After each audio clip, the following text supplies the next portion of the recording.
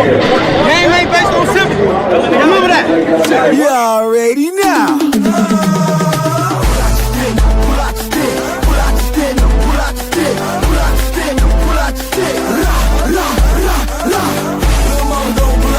Get off, little buddy gon' pull out your stick. Get off, everybody gon' pull out your stick. Pull out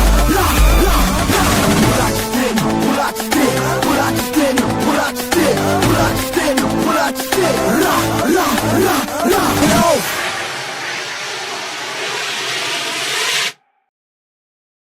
What's up? What's up? What's up, Kane Nation? We in the building, baby, and we ready to rock and roll. Appreciate y'all coming through. This is Kane's Talk Live with your boy Coach Hayes on the Coach Hayes Football YouTube channel. We also are simulcasting this thing to Facebook, YouTube, as well as Twitter, aka X. Y'all make sure you hit the like, share, subscribe button on your way in. Don't hit it on the way out. Hit it on the way in. You understand me? Also, do me a favor. I know all you cats out there are on these message boards. Put the show on the message boards. Also, we also have the WREs out there in full effect. Shout out to the Watch, React, and Evaluate. That's kind of the flagship piece of this channel, man, where we break down all of the top talent in the nation. And we just put out, I think today is the Israel Abrams, the quarterback, the number 2 quarterback in the nation for the class of 2027. Y'all go check it out. Really enjoy this tape. I ain't going to tell you much about it. I'm going to make you go watch it. So check it out. Also, for those that are not members, y'all go ahead and join the membership in the Discord. We just got out of there, literally just got out of there, chopping it up, having fun, talking about Miami Hurricanes. And we talk about all type of things, all type of sports and everything else. So make sure y'all go ahead and hit that join button as well. I'm not sure if Apple users, you iPhone users out there with that liked, loved, emphasized button, whatever you got on group chats, drive me crazy. But anyway, y'all may have to go through your Safari browser, log in that way in order to join. I don't know why they cyber beefing, but they are. Google and Apple are beefing, so you have to go through your browser in order to join. Make sure you do so. Check it out. We got a lot of good things coming in there, and it'll be rocking and rolling. We was in there last night to what, 1:30, something like that. Last night, chopping it up. We went from talking about clones to LMV and Amanda kissing certain people. I don't know what happened. I believe it like that. I don't know. It's crazy over there. It's crazy. But anyway, we in here today. We got a lot to talk about, a little bit of time to do it. Also, I got a special guest. He'll be coming on here momentarily. But in the meantime, in between time, we will open up the phone lines as well. Y'all can chop it up as well. Start this thing off, first of all, with the Rueben Bain accident. This news has broken. And you guys know I'm not a breaking news channel, but this information I actually knew about probably when it happened. I'm not a person that is here to break news. It's not my business, in my opinion, to break certain news unless it's broken. Maybe I get to a different level, maybe so. But at the end of the day, I'm always trying to protect players first. Now, I have to say that with this caveat. At an accident, a young lady did pass away in that car accident. So I'm not saying we're trying to cover up what he did was right or wrong. It's just not my business. Now, once it's been reported, I think the gloves are off and everything is fair game. And that's why I'm going to talk about it today, as well as all other outlets. And before I get started, like I said, we got something to talk about. But apparently he was in a car accident, and it was reported that he was not speeding. It was reported that he was not under the influence of anything, whether it's drugs or alcohol. It was an accident. Now, why he had that accident, I don't necessarily know, but he did. Anyway, I have a clip here from Dan Le Batard, of all people, Lord. But anyway, shout out to Dan Le Batard. Let's check him out right quick. And you can just hear what he has to say about it, because a lot of people are talking about the NFL implications and so forth. Teams are now aware of something that was a secret for a long time, and it's that Rueben Bain got into an accident at 4:00 in the morning that ended the life eventually of a 22-year-old woman who at the time suffered really permanent damage, and then 3 weeks later died. And the report comes from a place that I've never heard of. The Read Optional is where this story starts. And I did not know what that was. I still don't know what that is. But when I read it, and I read the police reports, and I read that Ruben Bain was not tested for sobriety at 4 o'clock in the morning. Ollie Connolly is a person that this story originated from. He once named the Duke one of the best insiders in the NFL. He's reputable though, and breaks a lot of stuff. I don't doubt it, but the and this stuff is clearly factual. It is factual. There are no questions about it. But the part about it to me that was surprising, or the most surprising, I guess, is that it stayed quiet. This happened when he was a sophomore, and it's coming out right now before the draft. And so when I read that story, and it's impossible, I think, to read that story without feeling it's awful, and it's got the hint of suspicious because it's been not talked about somehow and a secret to everybody when we can't keep any secrets anymore. Yeah. It's impossible to keep any secrets. And you're telling me that someone died in a car accident that Ruben Bain was in as a sophomore and nobody knew? NFL teams are now aware of something. Well, there you have it. And Dan Le Batard actually brings up some very valid points. We know that Coach Mario Cristobal and the Miami Hurricanes like to keep a lot of things close to the vest, right? A lot of things don't get out of the HEC Center, right? Like I said, I heard about it. I keep those sources quiet, but I am shocked, and I'm very shocked. I'm very surprised that this did not get out because a lot of people are involved. The families, right? The families of Ruben Bain, Wesley Bassint was in the car, as well as Nigel Kelly was in the car. Those families know about it. Somebody, uncle, cousin, sister, brother. The young lady who was in the car who passed away, their families, of course, know about it. It didn't get out to a reporter or to a news outlet. That's shocking. The people in the hurricane facility definitely knew about it. It never got out publicly, that is, or was never reported on. The police officers who reported to the accident, the ambulance, the doctor, the hospital. I mean, think about how many people were involved in this particular situation, and it didn't leak until now. So to Dan Le Batard's credit and to what he's saying, I totally understand, because we are in society now, literally a click of a button on your phone and everybody in the world has it immediately. It's not just local news. It's not regional news. It's national news immediately. You understand? So it is a little bit wild, I guess is the right way to say it, that this news didn't get out, and especially with somebody passing away. The second thing is the media outlet in which broke it was the Read Optional. Never heard of it as well. That's shocking. Usually the big time TMZ, ESPN, Fox Sport, whatever would have been the ones who would have popped this thing off. You know what I mean? So again, that's that. My second thing is I'm just posing these questions so my guests come on. He'll have some food on his plate so we can eat and talk. Is now with this information, does it hurt his draft stock? Right? We were saying that he was within the top 10 picks, first round picks. Does he drop? There was a clip of, I believe I have it here, of, I want to say the Tennessee Titans coach being asked about that. I think I got that clip right here. Hold on 1 second. I know I had that clip. Come on, Hayes. Tighten up. Here we go.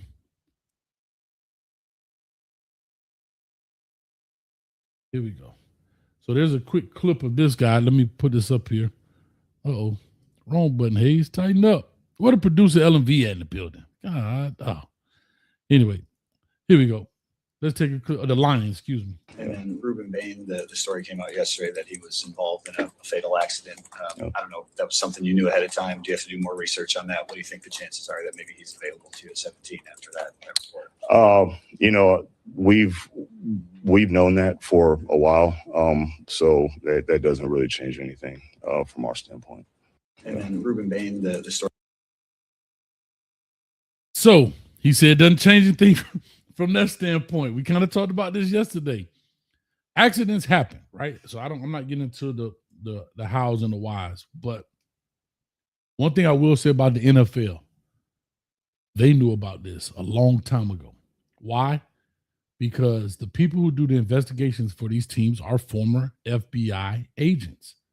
They are tied in, they have the connections, they know how to get information, because these guys, these players are huge investments. $40, $50 million, $30 million, $20 million investment. They want to know everything. When we had players drafted, they would go back to the high school coaches and ask, hey, what kind of guy was this? Did he do this? Did he have a temper? Did he have a propensity to fight? How was he with the ladies? Was he a ladies' man? These are the questions. Did he have a lot of girlfriends? Did he have just one girlfriend? How did he react if you coached him? They want to know all of those type of things because you are an investment, and that's just what it is at the end of the day. So I want to say that. Second thing, we were talking on the Discord a little bit. I want to bring this up, and I'll expound on it a little bit.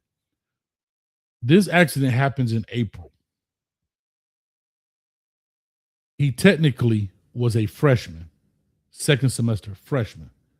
But in football, at terms, he's a sophomore. We go to play Florida the very first game, right? If you guys remember that. He was hurt on the third play of the game. And we didn't see him. I think it was 5 weeks he was out.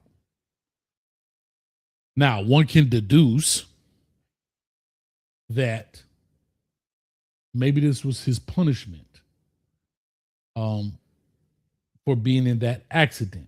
Again, I'm just going to say that. The third play of the game at Florida, I'll leave it up to you. We'll look at it in the Discord. But, you know, we looked at those 3 plays. We saw the first play, the second play, the third play. He tapped his leg and he walked off, and we didn't see him for another 5 weeks. I think at the time they were reporting a soft tissue injury, so forth and so on, and that's how it plays. But like I said, I think Ruben Bain, from an athletic standpoint, is one of the top players in the country, and I think he'll do extremely well. All right. Let me flip over now to contract extensions. Shannon Dawson and Corey Heatherman, both coordinators, offensive, defensive coordinators respectively, have now received multi-year, this is how it's being reported, no information in regards to money, but receiving multi-year contract extensions. All right. In regards to Corey Heatherman, Miami has agreed to a new multi-year contract with defense coordinator Corey Heatherman. In his first year at Miami, he led a turnaround to the nation's number 5 scoring defense from the number 70th in the year before he arrived. Shannon Dawson, Miami's offensive coordinator Shannon Dawson, has agreed to a new multi-year contract with the school. Dawson just completed his 3rd year at Miami, where he helped develop Cam Ward, the number 1 overall pick, and coordinated the number 1 scoring and total offense in 2024. I definitely want to bring my guest up, and we will talk about that as well. So you guys hold tight a little bit. We're going to bring it in. We're going to make it happen. But before we do, y'all do me a quick favor. Hit the like, share, subscribe button, notification bell, join the Discord, and y'all clap it up for the one, the only, DP in the building. DP! What it do, baby? What's good, coach? What's happening? Football chat. What's going on, locker room? What's up, man? Listen, I got my man DP in the building. That boy got that Barry White off in here. So hey, now y'all can see the face to it, though, man. What's happening, coach, man? Yeah, it is. Well, you hear DP call in all the time, man. He always show love. Like I said, y'all go check him out. Talking Sports with Daryl Page in the building. I know LMV going to throw the link up in there in a second. But real quick, man, I know you've been on a tour. You've been doing quite a few shows, man. That's awesome, man. I love to see your brand grow. Yes, sir. And that's great. That's great, man. Like I said, I've always supported you. You always supported us, so I appreciate it. But let's get into this deal. Let's chop it up with Ruben Bain, about Ruben Bain here for a second. First thoughts, man, when you heard it. Well, first thing first, I want to say, condolences to the young lady and her family. That's an unfortunate situation. And then, far as the draft part of it, I would say, like you said earlier, the NFL already knew about it. They was questioning him about the situation when he was at the combine. They, like you said, they put money into stuff like this. They know what kind of toilet paper you buy when you go to the store. They know what kind of candy you bought that day. They know everything about you because they're gonna spend that money on you. But as far as the situation with him, it was 4 a.m. He was going to speed limit. Not much information out on it. The only thing I couldn't assume, and ain't no stamp on this. I can only assume he could have got sleepy and fell asleep behind the wheel. You never know. You feel me? Anything could have happened. But just try to make some sense of the situation because he wasn't under the influence of anything, because he wasn't speeding. The only other logical explanation is he could have dozed off behind the wheel, maybe, possibly. But I just pray that the young man, learn from this situation. And like you said about the Florida game, that could have been the reason why, he got out 3 games. They was trying to keep something under wraps, but I don't know. It's an unfortunate situation, but as far as the NFL, I don't think that's going to hurt his draft stock because they already knew. They probably didn't want it to get out, but at the same time, they already knew about this. So as far as that getting him not being drafted in the top 10, I still see him going in the top 10. It was just an unfortunate situation that happened. Yeah, I mean, like I said, it appears to be an accident. I think the biggest thing that is perplexing, if you want to say that, it is the fact that it stayed under wraps for so long. I mean, something to that magnitude. Not the fact that he just had an accident, right? Because the report says that he, Nigel E. Kelly, Wesley Bassett, and this young lady was in the car, right? Mm-hmm. He rear-ended another car and then ran into a concrete barrier and then hit another concrete barrier. That's how it's being reported. Now, 55, I think they say we're doing 55 and a 60. 55 is still damage. Yeah. When you in the car. I mean, he wasn't doing 100. If he was doing 100 and something, I think it is a total different conversation. I'll leave it at that. Yeah. However, 55, and I don't know the young lady. I don't know her size. I don't know if she was in a seatbelt. Was she sitting in the front, the back? Was she asleep? So her body, she couldn't brace herself for impact. So she's just a limp body that's being thrown amongst the car. And, like I said, I don't know. Maybe he fell asleep. He hit the back of another car.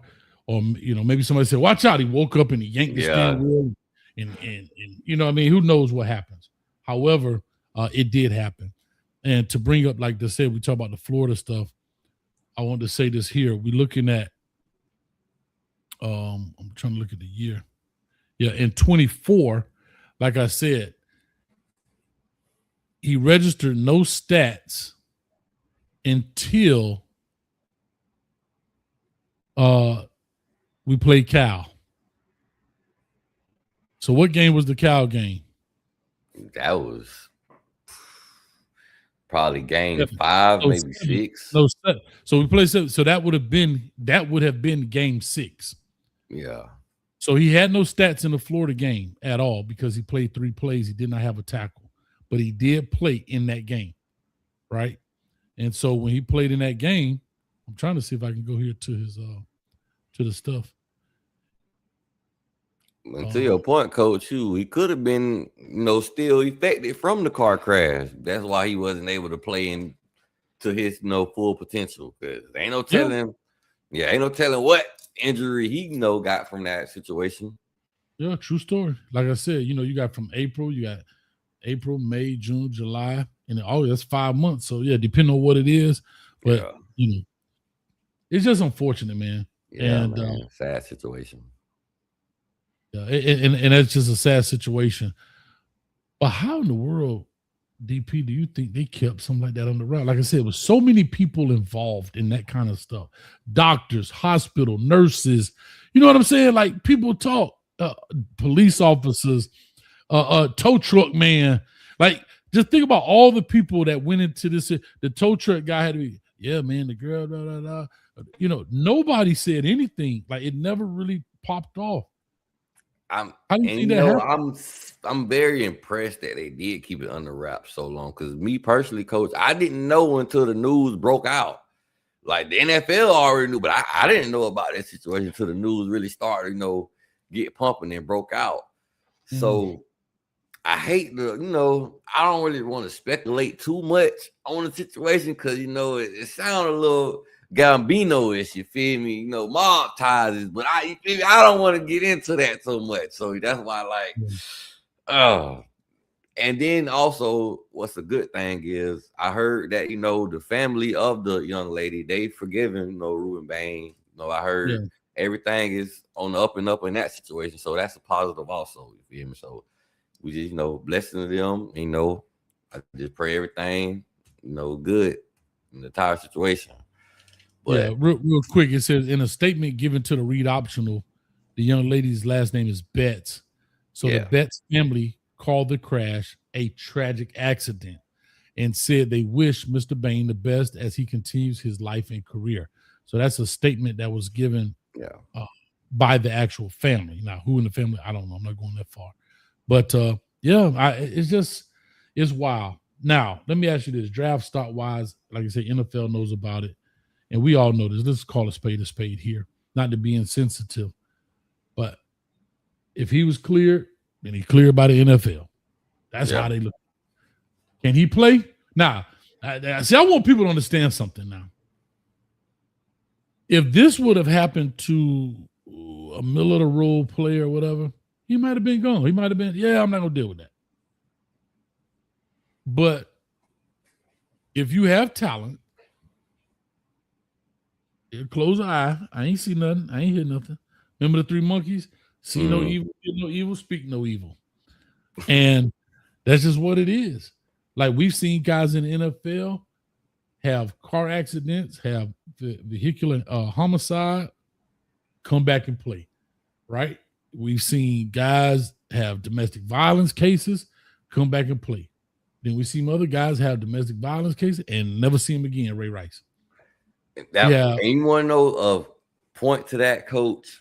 The NFL, they'll be lenient with some stuff, but if it's video footage out and they can see and the world can see how wild it might look, then it might be an issue. Like similar to that one draft pick that was, had the gas mask on when he was getting drafted. That video came out.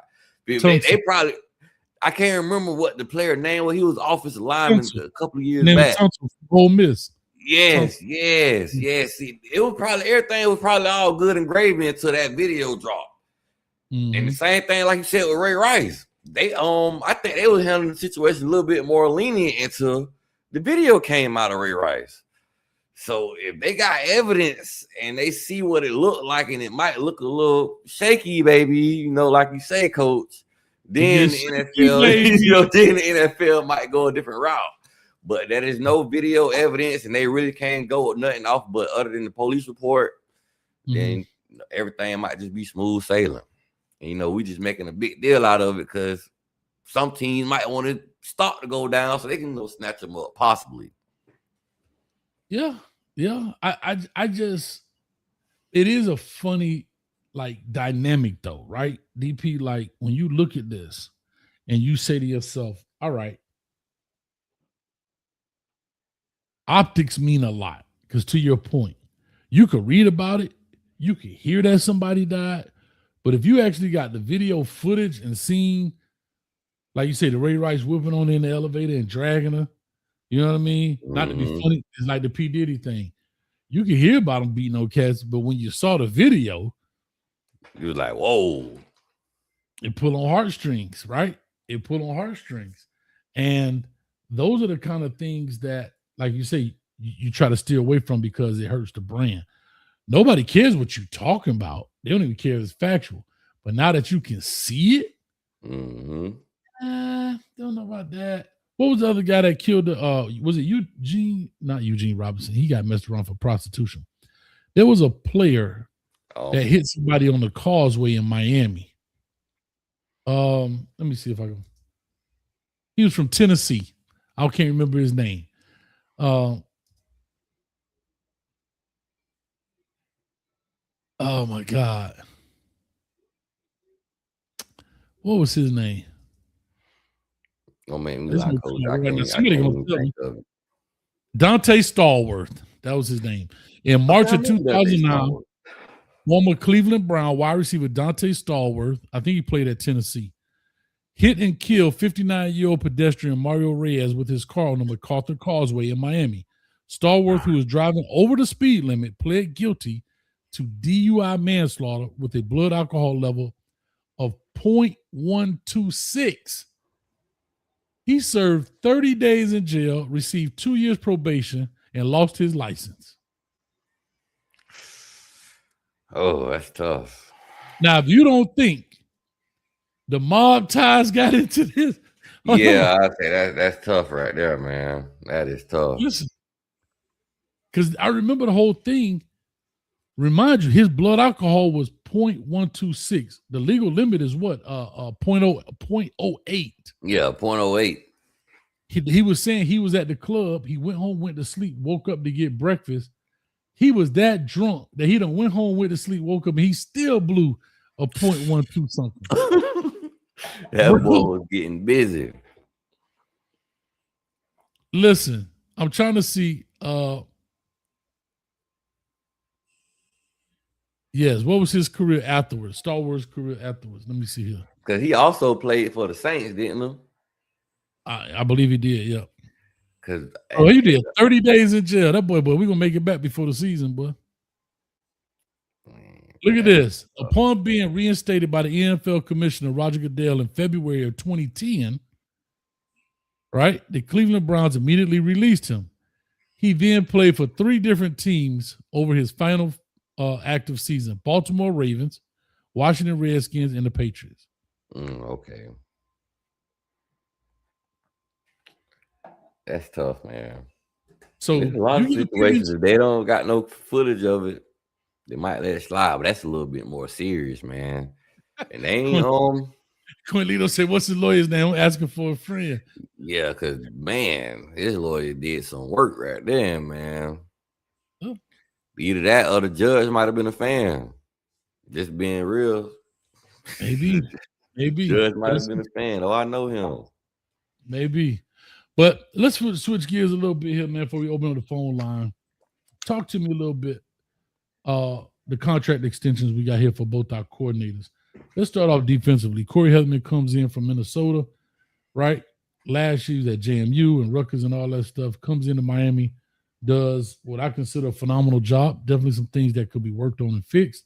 However, first year in, gives it a brand new face. We got brand new talent, brand new attitude. And we go to the Natty with him.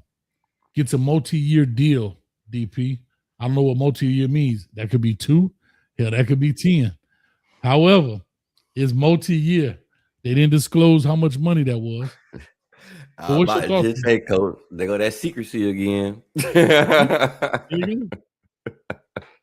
I'm like, we can't even know how long we got our coaches. Like, come on, man. Can't see the spring game. You'll find out if they either leave, they get fired and have to be bought out, or if somebody want to hire them and they got to buy them out. That's when you'll find out how much. Yeah, that's when you find out how much that money is.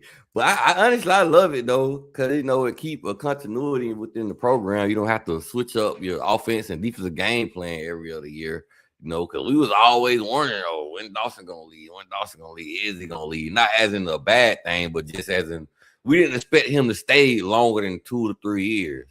And we especially ain't expect, Heatherman to stay an extra couple of years, you feel me? Which we I figured he'll be here 1 more year, but they said a multi-year deal, so who knows? We might have a little Clemson thing starting to set up. You know how Clemson had their offensive coordinator for about 12 plus years, which I doubt it could go that long. But just to have them 4 to 5 years, maybe max, that would do a lot of good for the program because players can come in and it's just the seniors and the juniors and the sophomores, they just reteaching the new classes coming in and it's going back and forth. They don't got to learn no new system or none of that. Mm-hmm. Yeah, I think it is. I think when it's funny you saying that. I'll be y'all know this, it's not no secret. I've always said when you pick a quote unquote CEO head coach, some people don't like that term, but what I mean by that, is a guy who doesn't specialize on offense and defense coming in as a coordinator. That's what I mean, right? Mhm. The Ed Orgerons, the Dabo Sweeneys, those kind of guys. I said that Mario Cristobal is at the mercy of his coordinators. I don't know if you guys remember me saying that, because coordinators, one or two things are going to happen. Either they're going to be bad and you get rid of them, i.e. Josh Gaddis, right?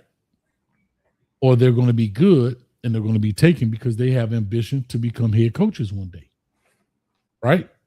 Mhm. Then you kind of fall into the Dabo Sweeney where you find guys who are just want to be coordinators, and they have, look, I'm making $1.5 million a year. I just got to coach ball. I don't have to answer no questions. I ain't got to shake hands and kiss baby with the boosters. Cool. So I say all that to say this has actually become a blessing because we're kind of following the blueprint of Clemson, which you just brought up. The Tony Elliott's, where he stayed for a long time. We saw Brett Venables, stay for a long time. And that back to your point, that created that stability, right? Mhm. Whether people agree with Shannon Dawson and what he did, or how good of a coordinator he is or not, or how people feel about Corey Heatherman, how good or not, that's fine. However, what you do have is stability at that. Guys are not constantly learning new systems, new ideas, this, that, and other, new run fits, and all of that kind of stuff. So I'm gonna ask you this then, DP. Are you satisfied with those hires? Like, are you satisfied putting your money where your mouth is when it comes to either one of these guys or both of them? Okay, with Corey Heatherman, I love that hire because I haven't seen our defense play with that, that I haven't seen our defense play and swarm to the ball like that in years. Like the way he had our team, everybody going about bite the ball, 11 hats to the football, attacking the football, playing with excitement, explosiveness. It ain't seem like they had to think as much. They were just able to play. And then I get to Dawson. I'm not mad at Dawson. And I like the hire, and I like the stitching for the simple fact I don't mind him growing with the program as long as he's trying to progress. You feel me? Like, and we not stagnant with him. He just refusing to try to get better. If he's learning and getting better as an OC with us, I think that only benefits us as a program if he's getting better as he go with us. And at some point, if he just get good enough to where, okay, I want to be a head coach now, that's understandable too. But while he's getting better, I feel like it'll benefit us, him being here with us. And seems like quarterbacks like him. We got a Cam Ward, got a Carson Beck, now we got a Darren Menzel, and now we just got a Israel Abrams. Is he a 4-star or a 5-star? Yeah, 4-star. Look nice. I seen your WRE. Look nice. Big kid, 6'5", slinging that rock. And like you say, he gonna put on that weight by the time you get to the college. So it ain't gonna be nothing to gain the size, 10, 15 pounds. So we got the quarterback, Mario Cristobal and Coach Mirabal. They're gonna have the offensive line ready for any guy that's coming here to be the quarterback. And why not be an offensive coordinator that you're gonna have a good offensive line more than likely through each season that you play or coach under this regime. Mm-hmm. Real quick question for you, folks. Push on. Chris Kane wants to say, yo, where'd you get that shirt from, DP? That shirt fire. Man, look, y'all will be surprised. I got it from Hollister. I got this. I got a jacket. I got a couple of more. Hollister. I got two. Move over, man. Move over the mic in the way. Move over the mic. Yeah. Hold up, man. Hollister. They got vintage Miami wear at Hollister. I got a jacket. I got a couple of more shirts. Yeah, they got vintage. I'm country. I be messing up these words. But yeah, they got that vintage Hollister wear. Online? In the mall. And what area you live in? If you want to put out what area you live in? I'm in Gainesville right now, but I'm pretty sure any mall, because my boy that be on the Miami flow, John also, I think John down south also. He also went to the Hollister store. They got hats and everything. Hollister representing Miami, you feel me? And most of it came out during the Natty weekend. when we was on our trip to the Natty in the playoffs, a whole bunch of Hollister Miami Ventures where it came out. I guess you know Hollister like, hey, they Canes fans, baby. Yes, sir. Bro, and if you've been on here, we always talk about you can't find Miami getting nowhere. And Hollister showing love, coach. Hold on, I'm gonna get the jacket right here I got from there. I'm glad you got pants on. Hey, I'm glad I do too. Okay, you got the hoodie? Yeah, this Hollister. What? They got on the sleeve, the U is back. Yeah, man. Shout out to my lady though. She bought it for me. I can't not give her credit. Last time you was on the show, she had you dressed out decent. Well, yeah, what it was she be spoiling me, man. I had to go ahead and propose to her too, coach. I got engaged on my birthday. Oh, when was your birthday? March 31st. Man, y'all clap it up for my dog, boy. Yeah, man. Yeah, babe. I'm off the market, dog. I won't be singing no baby to nobody but her. You feel me? I just got a question for you there, DP. What up, coach? Congratulations to you, first of all. But second of all, I know the ring, it got to have at least an orange or a green stone. Come on, which one is it? No, it's just straight clear. It's just clear. Yeah, all right. She is a cane, though. She a cane. She actually from there. You feel me? She still call it. Yeah, it's all about you. She just came out here. She you up? Yeah. Yeah, she can hear me. You hear me? Miss D. And she done walked off now. In the building. Yes, sir. That's all right. Well, congratulations, man. Yes, sir. Ms. Thank you. That's good, man. So you made her day on your birthday. Yes, yeah, Lord. Man. And she didn't even know. She was so surprised. Yeah. Yes, sir. Yeah. We had went bowling, and she had went to bowl, and I was on my knee when she turned around. And mind you, she wrote the strike. I didn't even know she wrote the strike. Hey, I didn't even know she wrote the strike. I was so locked in, you feel me, to propose. She done wrote the strike. She turned around. She was like, so you know what that's telling you, right?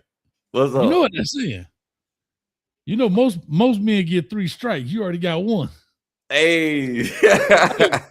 You get 3 strikes, you out. You already got 1 full strike. Literally, you got a full strike. So you only got 2 mistakes, my man. You only got 2 mistakes.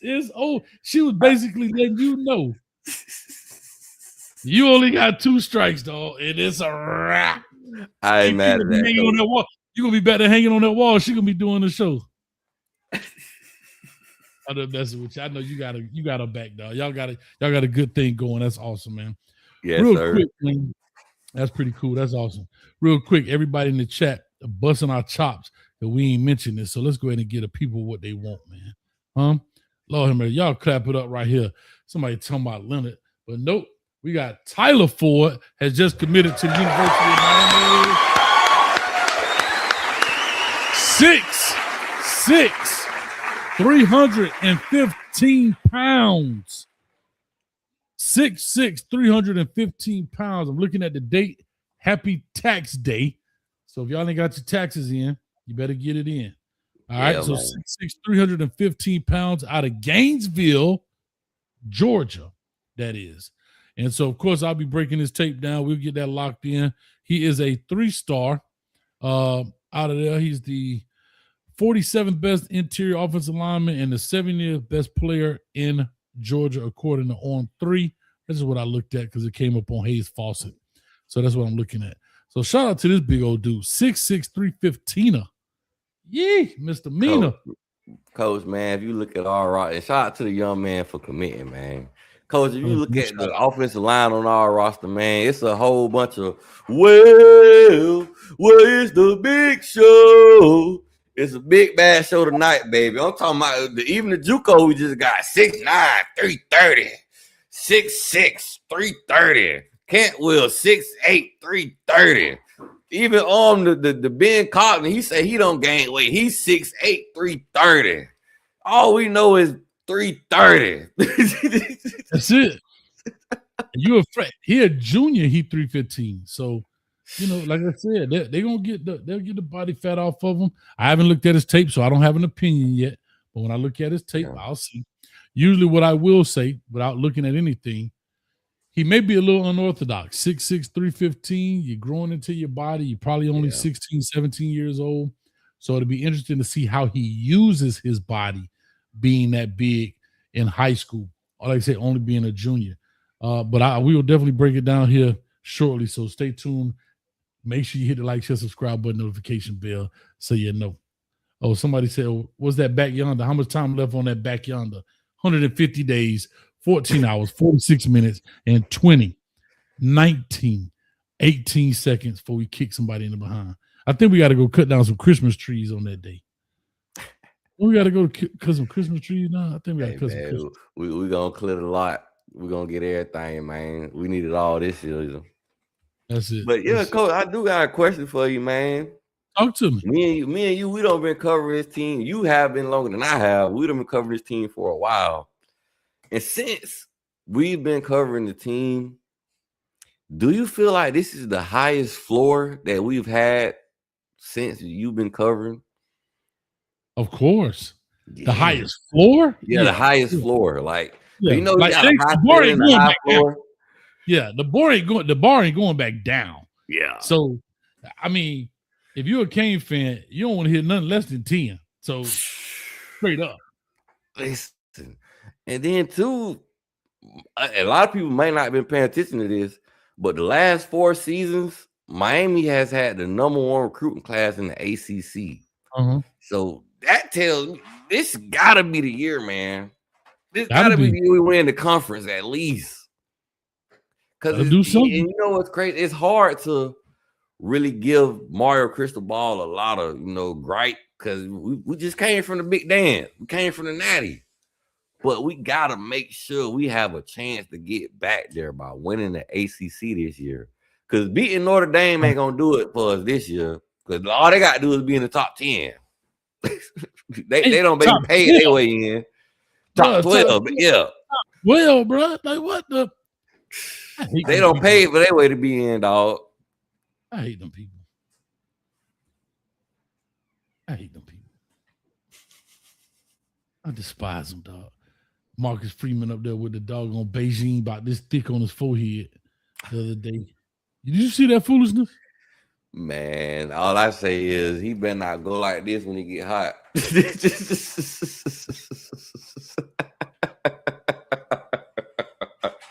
Boy, you always ABC, man. You can't do like that on ABC. He done took the headset off too fast, coach. It done came off with it. That boy got some magic marker going on. That boy got an NIL deal with doggone Sharpies, boy. His job like this to far back. I'm like, bro, is that stuff? Better chill out, boy. You won't let it go, dog. Yeah. Let it go. Let it go. But anyway, yeah, like I said, man, we can open up the phone lines here, chop it up, man. Like I said, I do appreciate y'all coming through.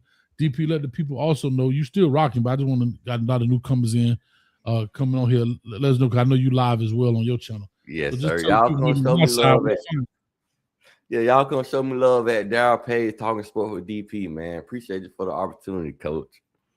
Anytime, brother. We're gonna throw this phone number up here. I gotta find out how to do it, Lord. This is up here. Coach, you know who done disappeared that I ain't seen in a long time? Who's up? I ain't seen old mayonnaise eating Peanut. Peanut been missing, man, since Alabama got whooped by Indiana and Alabama got whooped by Georgia, only running for negative yards and stuff. What Peanut been at, man? Hey, Peanut. How you doing, brother? Miami, we doing bigger and better things now, We just left, even though we didn't get the job done, we just left the Natty, man. Alabama, I don't know, but hey. And the Peanut out there looking for his tooth, his toothless. That's what Peanut doing. He got that one toothless. Peanut out there looking for that toothy. Him and the dude, I don't give a piss about nothing but the Tide. Him and them dude walking around together. Roll Tide Willie, all bad. I was thinking about him every Alabama loss. Yeah. I don't give a piss about nothing but the Tide. All right, we'll find out. Anyway, let's get this thing rocking. I don't know where it is. I'm going to put a banner up here. I don't know why I can't find it. Here are the phone numbers scrolling at the bottom, 862-799-9956. You see it scrolling right there at the bottom of your screen. Come check it out. Let's get our first call of the night. Shaka on the line. Remember, talk to us, Shaka. Coach, shout out to you, Coach. Shout out to homie up here. I ain't familiar with you, but you got a good spirit. Much love. Thank you, my brother. Thank you. Yes, sir. Yes, sir. I'll try to stick to the topics at hand, Coach. First of all, I did a little homework on the Ruben situation. I don't want to talk out of pocket. You're right. Wesley was safe from what I've seen. Malik Kelly was in the car along with the young lady. First of all, condolences to the young lady family. And big shout out to them for finding a way to still wish Rube the best and all that. From what I've seen in the article, Coach, they say they rear-ended the other car. They veered into a concrete barrier, then ricocheted into another barrier before the car came to a rest on the shoulder of the I-95. Mm-hmm. Like you say, now I'm the biggest Ruben fan in the world along with Malachi. The one part I don't want to be a liar, Coach, as far as, y'all don't beat me up, but as far as no drugs or alcohol, I'm not sure, because in the article I seen, it said that there was no sobriety test given.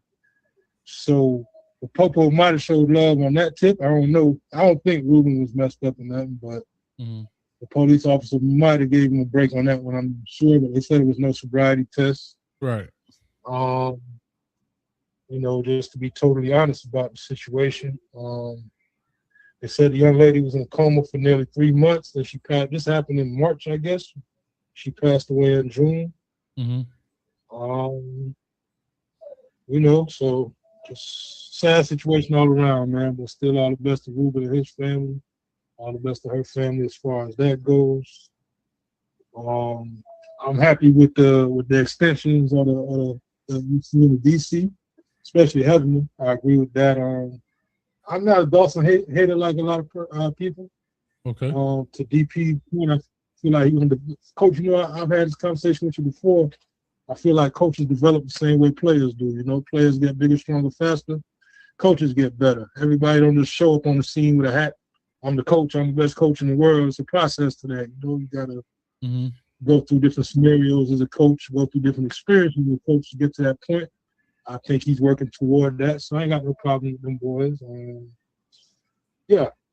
As far as you know, homie DP has said and made that point about him growing into a better coach. I think Mario growing into a better head coach to that point, Coach.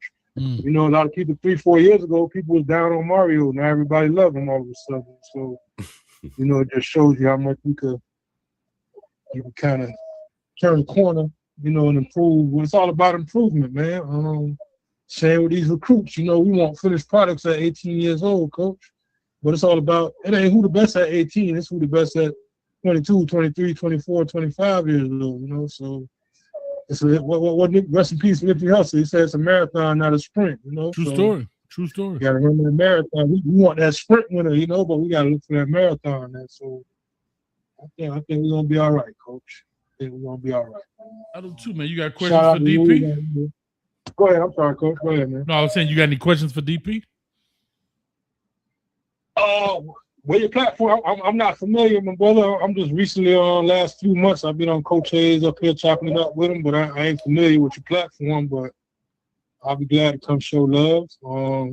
Y'all post it up here or whatever. Yes, sir, man. I'm right on YouTube, my brother. Darryl Page talking sport with DP. And I want to say something to the point you made about Mario Cristobal getting better.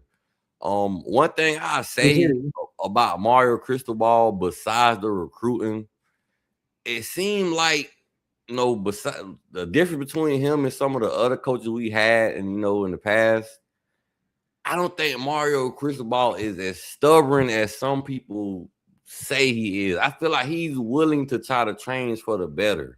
I think he learned from when we had the SEAL Team 6.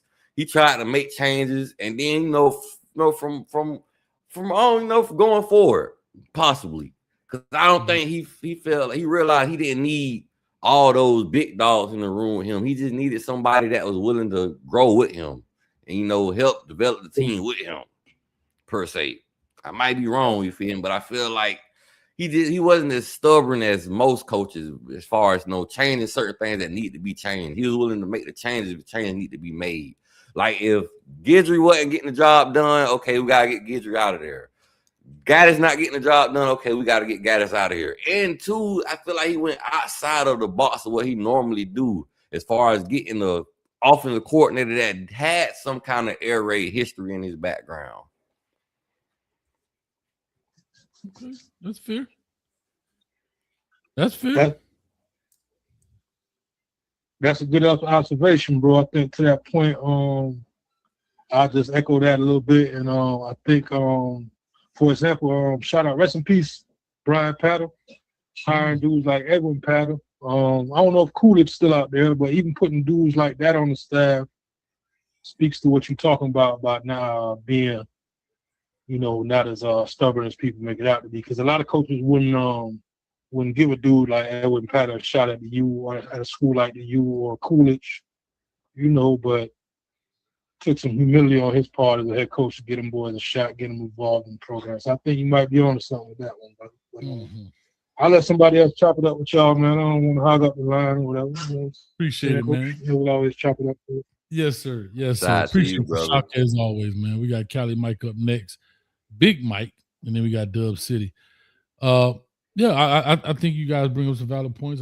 I think that, I think Mario Cristobal, I think there's two things that's happening.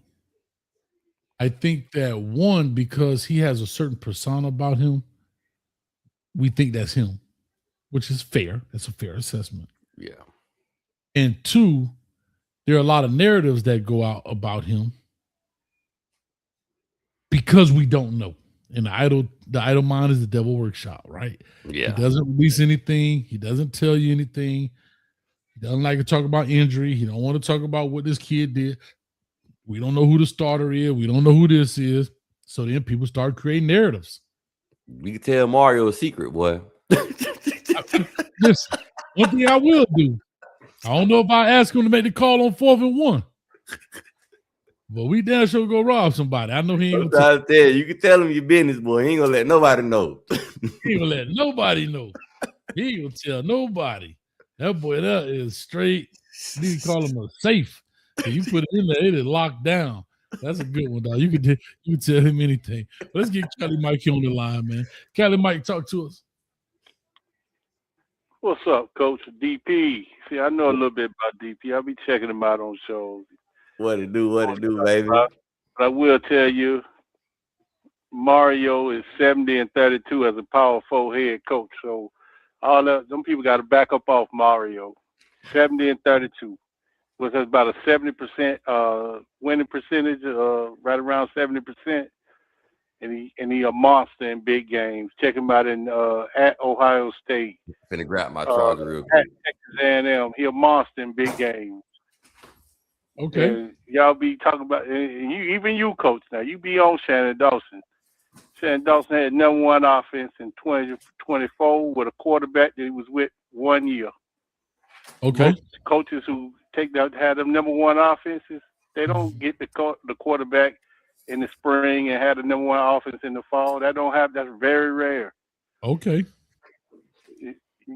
Like I said, my man Hesman, he's doing his thing too, but I just believe that some people don't want to be head coaches. I don't know if Dawson or Hesman want to be, but you got to remember Mickey Andrews stayed with Bobby Bowden about 30 years.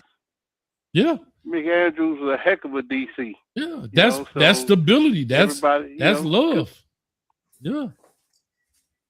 That's what's up with that. But like I said, everybody, and I was weeks ago when I told you Mario don't do nothing but get better every year. You guys remember when he came to Miami, he wasn't working with nothing that he wanted at least.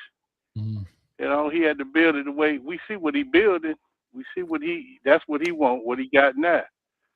A lot of these coaches, and I think sealing up the coordinators was just for, to stop some of that negative recruiting.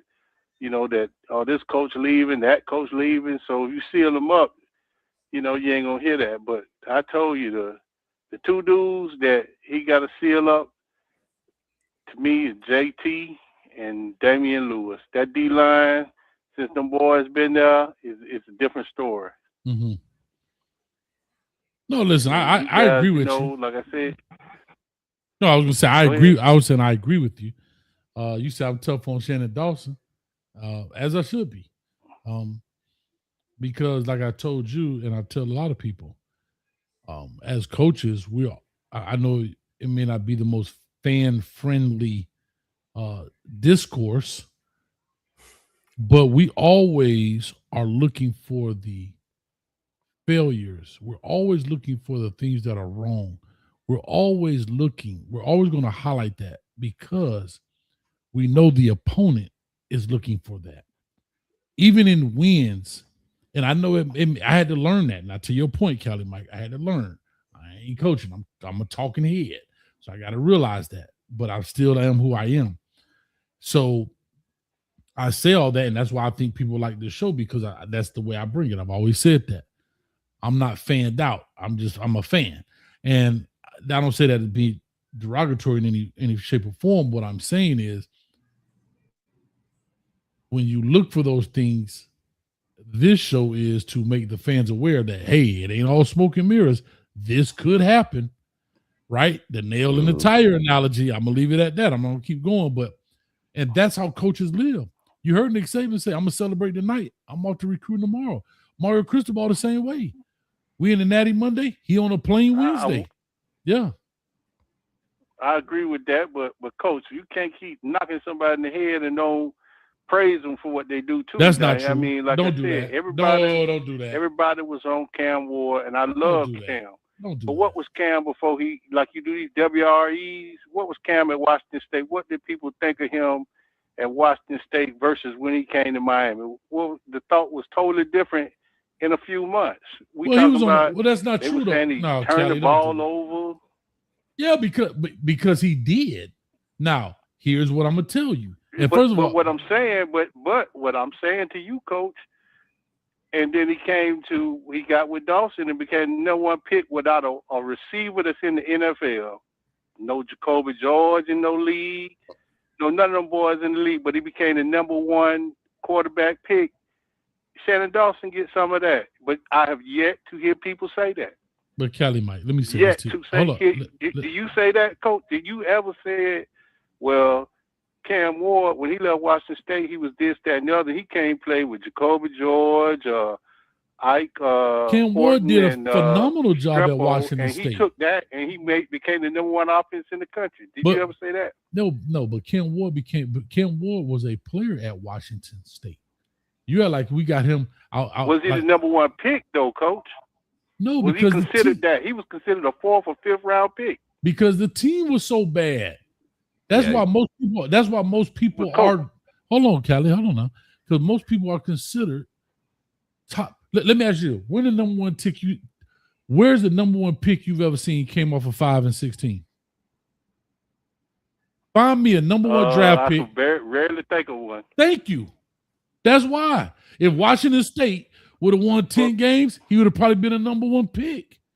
I'm just saying he had the tools, and I'm not. Hold on, but what I'm saying to you, Coach, is. Go ahead. You want me to what? Shannon Dawson, you're the man. No, what I'm saying, who is Jacoby George, Restrepo, and Horton? Who is them? Who is that? Receivers. I can't say they're pretty decent receivers, though. Yeah, they decent receivers. They didn't get drafted. Well, then they don't make the NFL. And let me ask you this. Okay, let me ask you this. How many quarterbacks got NFL receivers and don't make it to the NFL? What are we saying? A lot of them, but how many quarterbacks become the number one pick without an NFL receiver? You also have to consider this though. You got to consider the fact that Washington State, nobody really seen them that much. They went 5 and 6. They wasn't on a big stage. They're not that much of a known program. They really Washington State more known for their flag being on game day than them winning football games. If we being honest, the old Crimson that be on college game day every week. I mean, I get what you're saying. Him coming to Miami just put him on a bigger platform. And the only reason you see him play Colorado because Deion. If Deion wasn't at Colorado, you wouldn't have watched it, and I wouldn't have either. Yeah, we wouldn't have watched it. Yeah, That we boy, wouldn't and have that boy watched it. blessed them. They had him. What I'm saying to you, Coach, this is what I'm saying. The league knew who he was. They had him considered a 4th or 5th round pick. That's what they had him. That is fair. He had an opportunity to come to the pros. He waited to see what his draft stock was going to be, and he went to Miami to up his draft stock. If That's Shannon fair. Dawson wasn't who he is, would he have gone there? Or did he go there for? Is Mario known for his passing offense? I Why don't did think he go to the Miami. Hurricanes? I'm gonna tell you what I said this before. You know why I believe he went to Miami? It wasn't a question of his talent more than it was a question of his leadership. I believe, and I said this way back. You can go back if you watch the show. You've heard me say this. I believe that Cam Ward came back because they didn't know if he could lead men as the quarterback in the NFL. Did he have that voice? Was he talented? I believe they saw that. I believe everybody saw that, right? For you talking about pro scouts. Cam Ward came to Miami to prove his leadership and to take a team like Miami and say, hey, I can make them relevant just through my leadership. And he showed that the way he had that conversation. I forgot the receiver that was in Baltimore with Lamar Jackson and all of the way in which he did things. That because what he did at Miami, I'm going to be very honest, was very similar to what he did at Washington State if you go watch the game. Now, the fumbles he had, yes, he did fumble the ball, but that's maybe a guy trying to do too doggone much, getting hit from behind, trying to do too much because you don't have a lot of talent around you. Am I taking anything away from Shannon Dawson? No.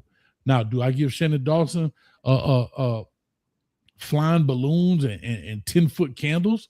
Probably not, right? Probably not. But at the end of the day, I still think there's some things Shannon Dawson can do better. But when he does things well, I praise that. Well,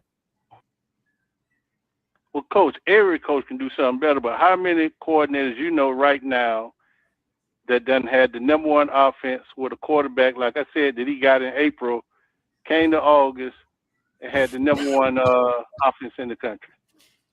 I don't know. How many did that? I don't know none, dog.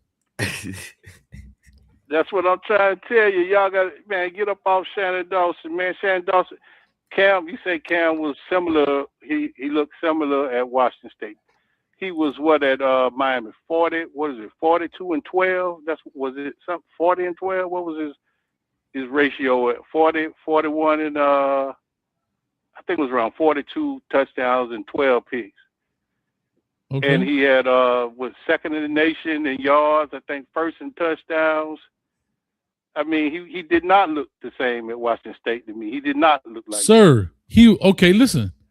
At Washington State, he had 323 completions, 485 attempts, 66.6% completion rating for 3,700 yards, 25 touchdowns, 7 interceptions, right? Fine. He comes to Miami. He completed 305 passes, 454 attempts, 67.2% completion rating. It threw for 4,313 yards, 39 touchdowns, and 7 interceptions. I'm just saying, you're right. So everything improved.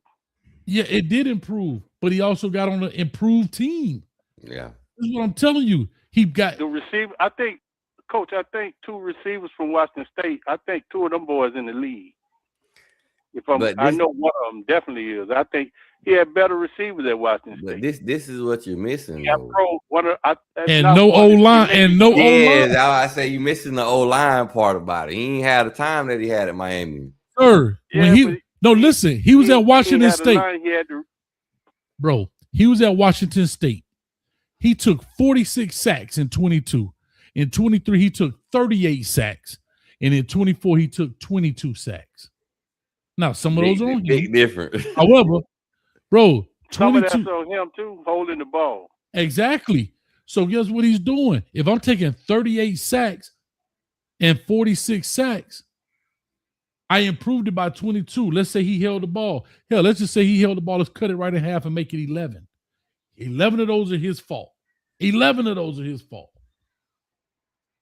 That means 11 of them is on the play or play design or And just then even when he was at Miami, he might have held the ball 5, 6, 7, 8 seconds, but they still gave him enough time to do that. He wasn't man out getting there time like that to walking do that at backwards, Washington dog. State. He literally was walking backwards. What I'm Yeah. saying to you though, Coach, this man had Cam Ward, Carson Beck, two totally different quarterbacks. He got Darian Meltzer. I'm willing to take a bet he in top 5 offense this year. Yeah, You're right. 'Cause what you're telling me is telling. What did he do with what did he do with Tyler Van Dyke? Tyler Van Dyke was terrible in his first year. I'm saying, But I thought he could develop. I'm I thought saying- he was a coach. I thought it was what you saying, Callie? he can develop if it's something to develop. There You you can't go. develop nothing from nothing, leave nothing, Coach. There you go. And What- right now, who else and right has now, done something with and Tyler right, Van Dyke? and right now, golly, I sound like I'm hating this guy, but I'm not. And right now, what we're doing is getting sloppy seconds from everybody else and getting a pretty much a finished product. We're getting 5th-year guys, seniors, or older guys. I want to. I want to see Luke Nickel from the bottom up. I want to see Darian Coleman from the bottom up. Israel Abrams from the bottom up. I don't want to see a guy that went to Washington State Incarnate Word and here we go. We want to take credit because I got him for 3 months of a season, right? I got Carson Beck for 3 months of the season. I got Darian Mentor for 3 months of the season, and yet I'm king quarterback guru. Raise them from the trenches. Well, Coach, that's today's football. It ain't got nothing to do now with it's today's y'all. football. He was just saying to your point, like Judd Anderson finna be his 3rd year, and we don't even know he progressing. Emory Williams had to leave. But has Judd Anderson started? How many games Judd Anderson started? None. That's the point. If he developing them, Like I said to you, and what I'll say to you is that Julian Sain is a transfer, and when you look at the Indiana Mario, what's my man Mendoza a transfer? You talking about? But we're not. You're right. But we're not. It ain't got nothing to do. Yeah, but you want What me to you're give saying Senate. is you Yeah, wanna but you see want him- me to give. Listen, I get that, but you're also saying you want me to give him credit for what he did with the quarterback. It's not like I'm saying, "Oh my God, Kurt Signetti is a quarterback guru." Didn't say that. You want me to give him credit for what he did in a new era of football. I'm just saying, I that's hard for me to give you all this ounce of credit when you walk in on top. Like Walk in, but okay, but how many of them dudes had the #1 offense in the country? I'll wait. All right, dog. You're right. I'm gonna tell you, you're That's right. what I'm saying, Coach. How many of them had #1? No, can you be better than #1? No, sir. But Okay, here, then. That's you, like we you said the other always day. have to think about this though. At national championships right now. It's only 3 coaches, and that's Kirby, Ryan Day, and Signet. They're the only 3, and they won it all. Is OC Dawson been the #1 coordinator in the country? It's few guys have done that. Right. Everybody make mistakes, but he one of the few guys that's been #1. Okay. Has Corey Hesman had the #1 defense, the guy y'all praise so much? Has he had the #1 defense in the country? No. I'll wait, because I'll tell you no, he's never had it. Sound like you don't like. But Corey you're Hesman. praising. But this guy had the #1 offense in the country, and he get kicked all around. But we're not kicking him around. I don't know. And you do it, Coach. No, I don't. Coach, you be all on that man head. All right, do me a favor. Coach, Watch you ain't this. never- I'm gonna treat you like. Let's go to the kitchen. I'm gonna treat you just like this.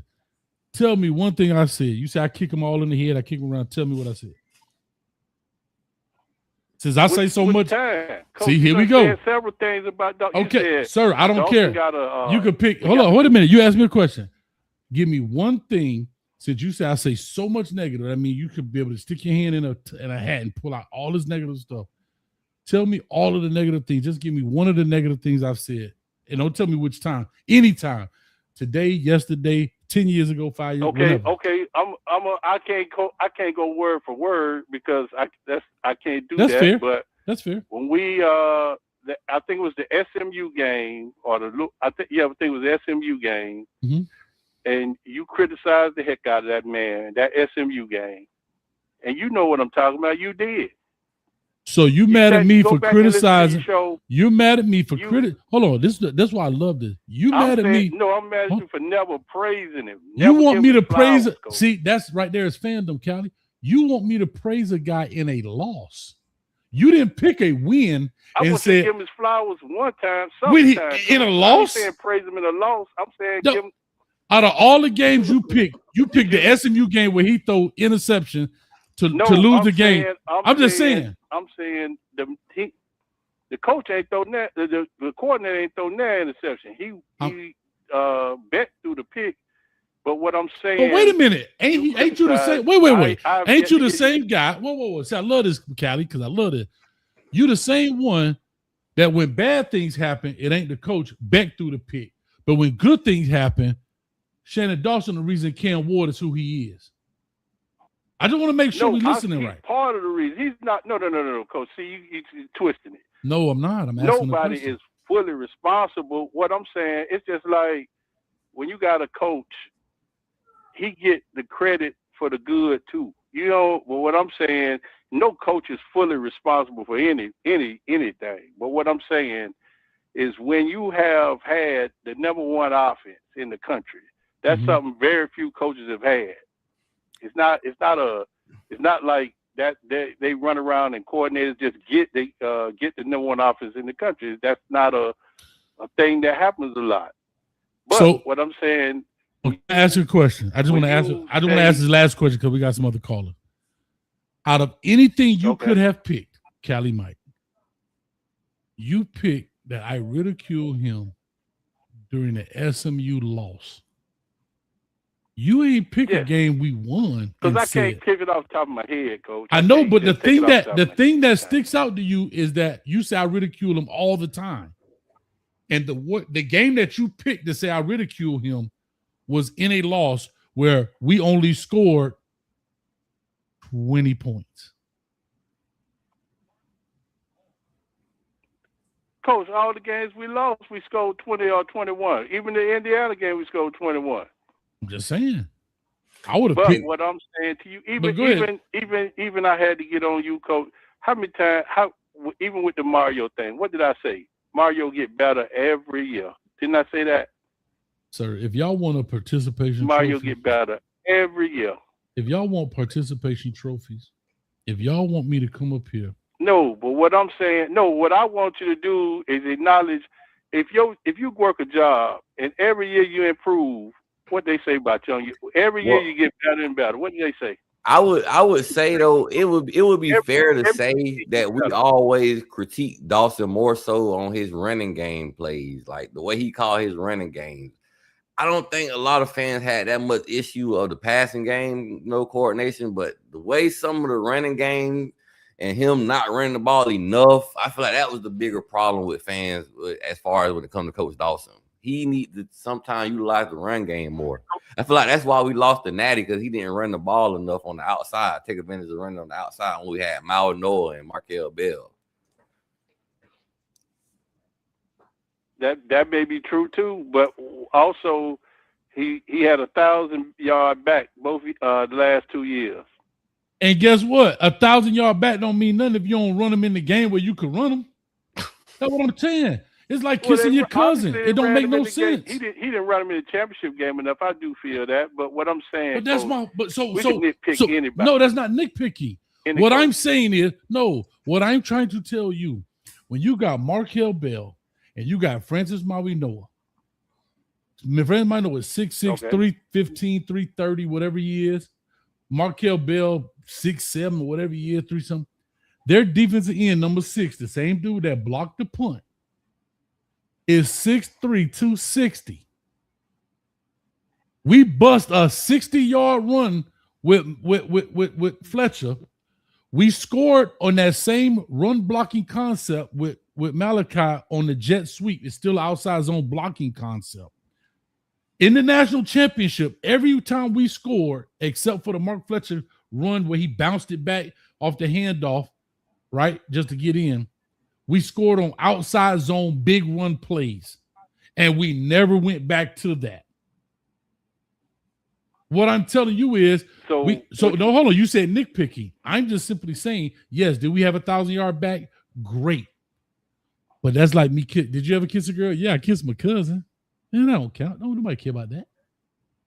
That's what I'm trying to tell you. So when we say those what things, I'm saying, Coach, you said like every team got 1,000-yard back. Every team got a number one offensive coordinator that had the number one offense. You said like, oh, well, he had 1,000-yard back, but when we need him to run the ball, how many coaches? What I'm saying, how many coaches have these things? If he look, the one that won the Natty, Shannon Dawson resume, the one that won the national championship, he won the national championship, but he ain't have. Did he have number one offense? Who cares about that? Who cares? Guess what he got? He got the number one trophy. We could nitpick. Who cares about the number one? Sir, Michael Jordan scored 63 against the Celtics and still lost. What difference does it? That's one game, but he won 6 championships. Too. Exactly. What I'm trying to tell you. Yeah, but you won't do that. You could take one game. We could go against anybody. What I'm saying, you could take anybody and do that with. You can't pick a coach that I can't do the same thing with. You want credit for stats. I want some credit. That mean nothing. Who cares if you got the number one offense or defense? Who cares if you had the number one offense and you're OC? Sir, I got a shirt. If I could walk in your office, right now, you hiring a coordinator, and they say the guy that walked in his office last 2 years, he had no one offense in the country. That don't mean nothing when he going for a job. That don't mean nothing. I don't care about that. He ain't won a championship, but guess what he did? I get that, but he done had the number one. He an OC. The man, an OC coach. All right, you're right, bro. Here's the last thing. Here's the last thing I'm gonna say because I got to talk. But here's the last thing I'm gonna say, Mike. See, this is why you got to get in the Discord. We could chop it up and go ham in that thing, and we ain't got to worry about time limits. Here's what I'm gonna say to you. I'm gonna be in there soon, Coach. My working hours is messed up right now. I'm working overnight. Come on, man. You the number one employee. They ain't gonna give you nights off. See how that works? Don't nobody care you the number one employee. Get to work. That's my whole point. Nobody care you the number one employee. You got to pitch your employee of the month. Get your behind to work, dog. Nobody care. I'm just teasing you, man. I'm just in California, man. You know it ain't. You know it's still early, man. But yeah, but I got to get ready to do what I do. But I get you. But y'all, I got to give you a hard time, Coach. I understand. You be on that man head. As I should. DP. First thing he said, what DP said.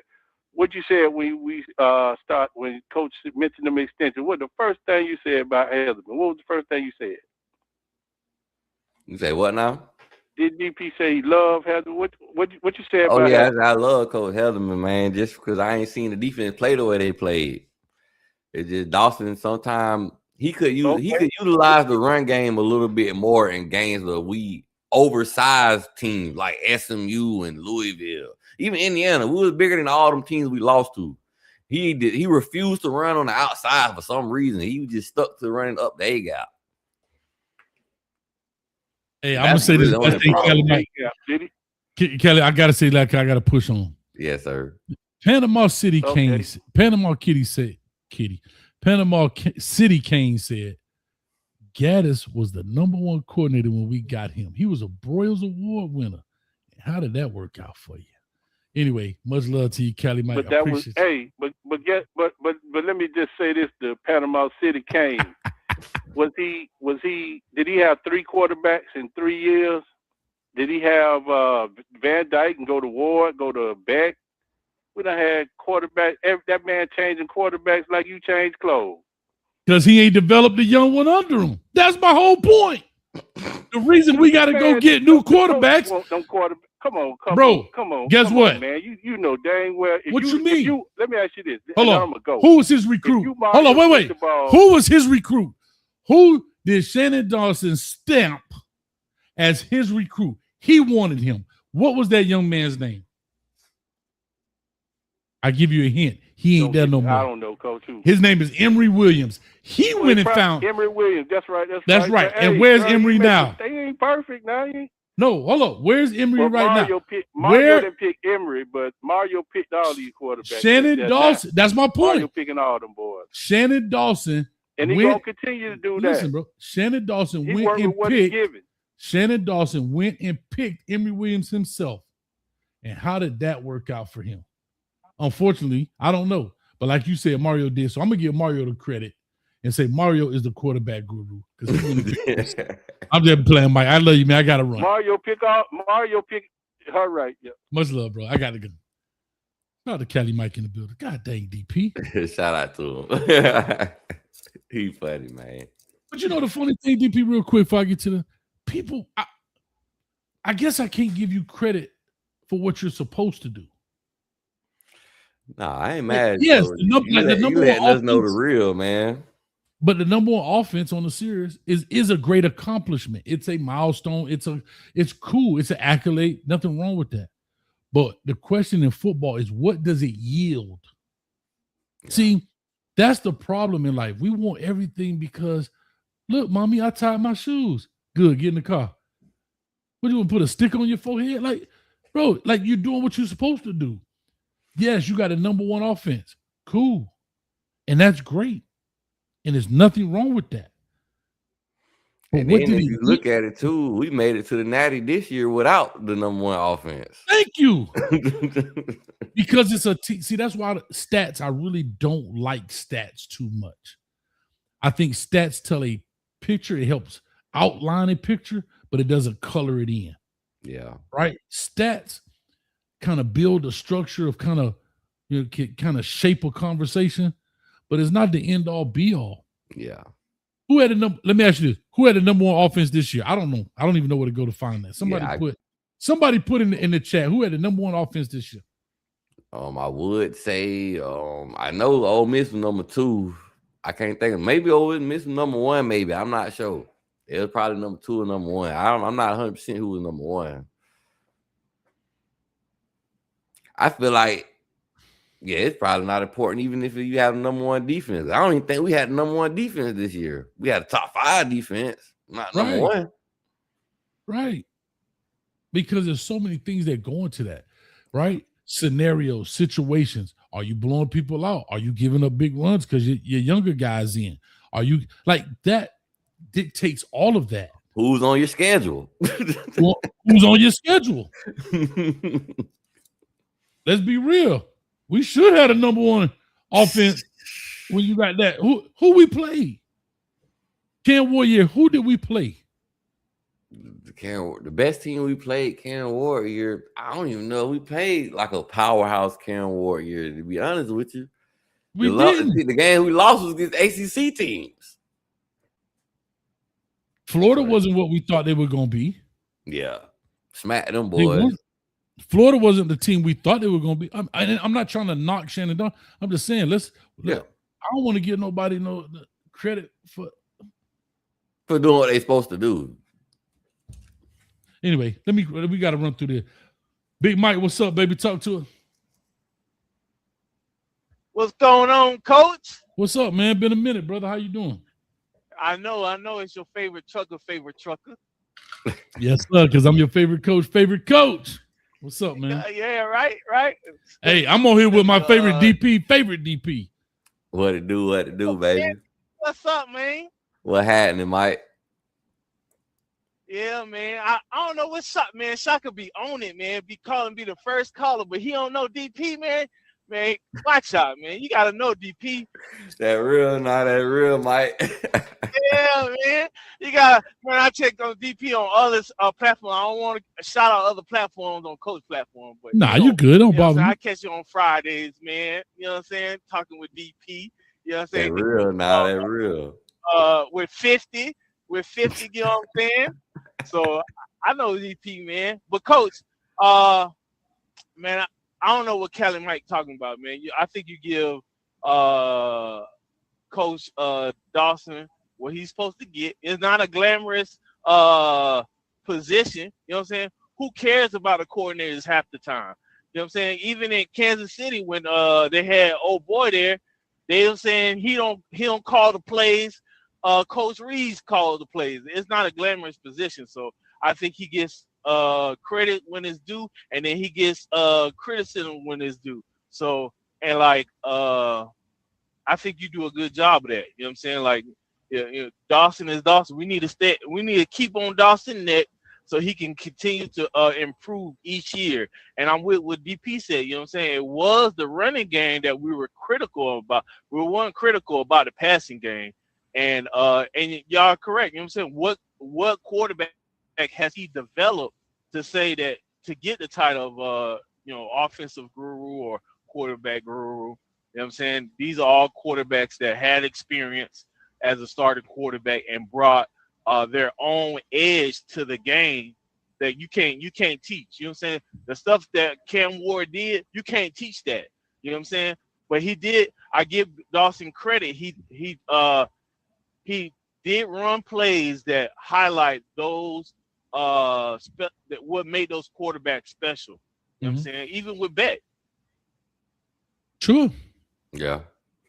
He definitely made Beck reel it back a little bit when he had to let Beck know, hey, you ain't this kind of quarterback to be trying to do all this extra. I don't know what he was trying to do the Louisville game, I don't know what he was trying to prove to the world. But hey, Beck, you not this kind of quarterback. So let me reel you back some.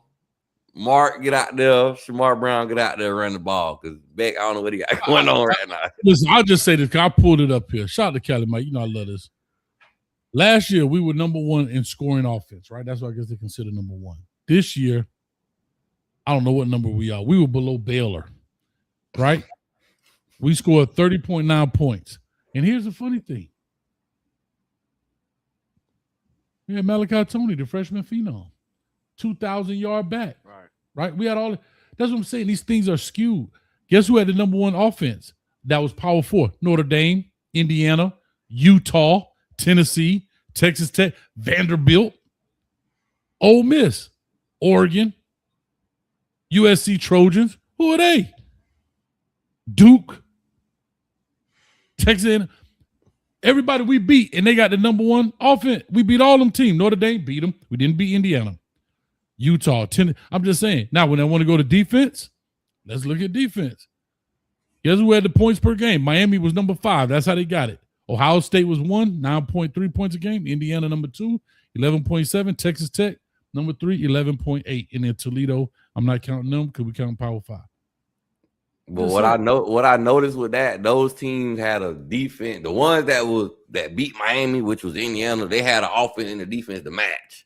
Now, once you left the offense and went to the defense of some of those teams, you ain't see some of the teams that you seen on the offensive side. You ain't see a Vandy or a Duke or a Baylor on the defensive side. So it got to be, you feel me, somewhat even. So I say that to say, like, I get what he was saying, and I can appreciate the accolade and all of that kind of stuff. You know what I'm saying, Mike? But at the end of the day, what does it yield? Right, yeah. That's the thing. That's all I'm asking. Yeah. And I think with the contracts, you know what I'm saying, whoever is running, like the GM of Miami right now, they see that, hey, we have a potential to win the Natty this year. You know what I'm saying? So the price is only going to go up. So let's give him the contract now, you know what I'm saying, so that if he is go elsewhere, you know what I'm saying, we'll recruit something from that. Gotcha. And then, you know what I'm saying, it gives him that safety net. Like, okay, I'm going to be here for a while. Let me, you know what I'm saying, really get on my job. Because, you know, Miami fans ain't just going to let him just rest on his laurel. You know what I'm saying? Yeah, real quick, I'll post this question. In the chat, who was better calling plays if they had Cam and Carson, Rick or Dawson? Me personally, I don't trust Mark Rick decision making to pick the proper quarterback. Only because if he still had his son at the quarterback coach, we might have been in trouble. That's true. All right. Now I'll have to go with Dawson, man. Is it, I mean, because he has showed us the ability to take the X's and O's and come up with something. You know what I'm saying? Like sometimes he kind of like robotic with it. You know what I'm saying? You can kind of tell what plays coming next, but then sometimes he'll throw that wrinkle in there and be like, "Oh man, you had that in your bag? I didn't know that." You know what I'm saying? I've heard you say that, Coach. I didn't. You didn't know he had that in his bag, but you know what I'm saying. So I know what I hate to pour on Kelly Mike. You know what I'm saying? We both Mikes and stuff, but I think you give him the credit that he deserves, and you own him when he does bad. Just because, again, the position, OCs or coordinators aren't glamorous positions. You know what I'm saying? I don't know what OC that's out there that we just praise. Oh, he can't do wrong. But Dawson has come up short in big games. You know what I'm saying? Like, I mean, people say, we haven't won the Fiesta Bowl. Okay, we got it. That's good. But like, we haven't. Number one offense haven't got us the ACC championship. You know what I'm saying? We was in the championship game. We ain't win that either. You know what I'm saying? But I still say we can stay on his neck like we should, and he'll just continue to get better. You know what I'm saying? If we just give him all the praise, he'll like, okay, I don't need to do nothing else to get better. You know what I'm saying? And we may never reach that ceiling that is back at winning national championships. This will also be a interesting season for Dawson for the Silver Fat. We got like one returning starter on the offensive line. Yeah, the boys, we got some big boys coming in, but a lot of them young. So we're gonna see if the play calling gonna help those young offensive linemen out throughout the season this year. Yeah. Hey, DP, did you see the Streeter video on Cantwell? You know what I'm saying? How do you think? You know what I'm saying? I think he was going against number one defensive end like Lightfoot and stuff. So I'm thinking he's definitely going to start. But is he going to start on the left tackle or the right tackle? I feel like Mirabal gonna try him out on both sides to see which one he look better at, honestly, and whichever one he look better at, they probably gonna take advantage of that situation. I'm more interested to see who's gonna play on the other side. Is it gonna be McCoy, or is one of those freshmen gonna step up? Because I feel like McCoy, this is a year he really got to step up and make a name for himself. I feel like he was under the shadows of the Inez Coopers, the Mauer Noah, the Markel Bell. Like, I feel like he was under the shadows of those guys. So this is a year and opportunity for him to step up and, make some noise. Good point. I'll just say this last piece about it. I promise I'll let it go. This year's offense was 35th in scoring points. And we went to the natty. But we had the first. Thank God for the fifth ranked defense. But we had the first ranked offense, and helmets to the left, shoulder pads to the right. I'm just saying. I'm just saying. I'd rather be 35th in a chance. But anyway, Big Mike, dog, appreciate you, man, dog. Don't be no stranger and be safe out there. Keep that thing between the lines, my man. Yeah, shout out to you, Mike. So I'm delivering and hauling everything but that thing that puts you behind bars. Peace. Hey man, I need you to park your truck in front of my house and leave that back door open. Coach needs some honey buns. I got you. All right, boy. All right, DP. All right, my boy. Be safe on that road, man. My man. All right, let me get the next call in here. Real quick. For those that asked, the phone number scrolling down here. I'm gonna get ready to lock the line here in a second. So please feel free, call on in. You got about 2 more minutes before I lock the line out. All right, here we go, man. We got a Brown up here. It ain't Get Down. It ain't E Brown. It ain't surround sound. It's Get Up Brown. Talk to us, Brown.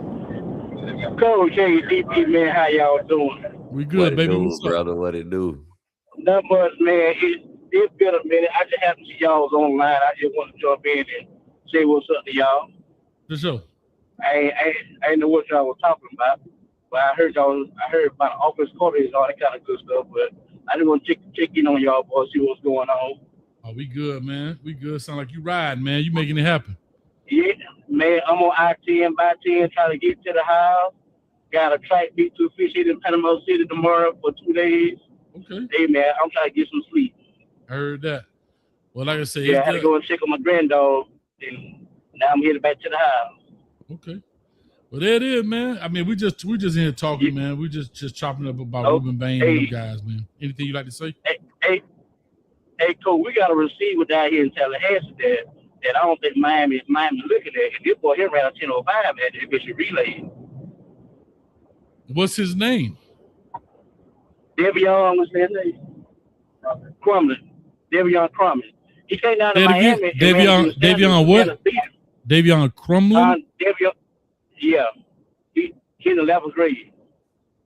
Let me see if I'm spelling it right. He a receiver slash safety. What school he go to?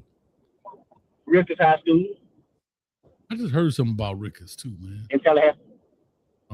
Oh, Crumity. Crumity. Did I say it right? Yeah. Crumity. Okay. Yeah. He ran a 10.05 at the FSU Relays after running a 10.20 down there in Miami against that Sanders kid who ran a 10.0. He ran a 10.07 that weekend. I saw it. I just saw it come up on there. He 5'11", 160. Yeah, that's him. Mm-hmm.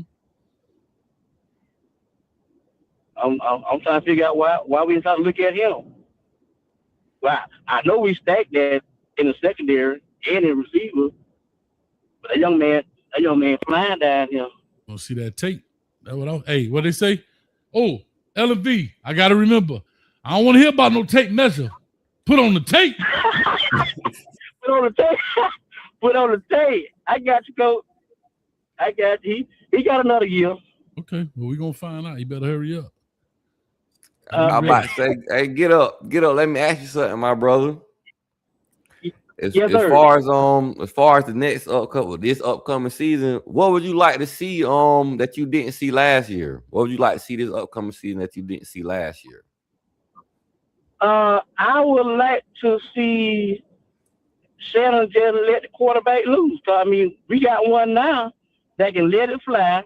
He got some of the best receivers in the game right now. Actually, probably the best receivers in college football. Let that thing fly, man. I mean, because I can see us scoring at least 46 points a game. Easy. How many? 46, Coach. You heard what I said. 46. I love it. Easy. Because, see, I think our secondary is going to be stronger than the front seven, which is still okay. I mean, they'll get started, but, I mean, this offense that we got right now is unstoppable. I don't see myself stopping you guys, man. And we right back in the playoffs. Mm-hmm. And right back in the national championship. How you feel about it, Coach? I like it. Book it. What the day is? Book it. What day is? I like it. It is 10/10, April 15th. Book it, Coach. Have all your taxes filed by the night at midnight. Yes, sir. Mine been filed, and I got my tax return. Oh, okay. That real now. Money. There you go, Coach. I love it. That boy already spent that thing. All right, dog. We're going to chat. That's why I'm out here cutting grass and officiating track meet. Yes, sir. My man. Appreciate you, dog. Let's get it. Yes, sir, man. Hey, man, y'all have a good night, man. You too, brother. Yes, sir. You too, brother. All right. Stay blessed, man. Yes, sir. Hey, I don't know what happened to Dub up in this thing, man. He done got on here and hung up. He was going to be next. Dub, you better call in. I'm about to lock it, man. I'm going to get one more caller before I lock this thing. Who else we had on the line? 5996. Caller, talk to us. Give us your name. Where you calling from? This Porsche Kane out of West Palm Beach. All right. Talk to us. What's up with you, brother? What it do, baby? Man, what's up? Your birthday the same day as my sister and my uncle. That real March now. 31st. That real now. Me and my grandma actually got the same birthday. So so I want to say happy birthday to you on that day. Thank you. But y'all didn't realize, like a couple years ago, y'all don't remember when they said Wesley Bissake was in the accident, and that's when he was in a sling. He had his shoulder in the sling. That's the same accident. Mm-hmm. And a lot of people ain't pieced that together. Mm-hmm. And then you want to say about accidents. You know, you got people that swerve on you. People don't be paying attention. Mhm. Ain't no telling. They all three guys in there with one young lady. Come on, there ain't no telling what the boy had going on. So my thing is a lot of that stuff, and they said Nigel Luke was in the accident too. All that, if you look together, that's pieced together.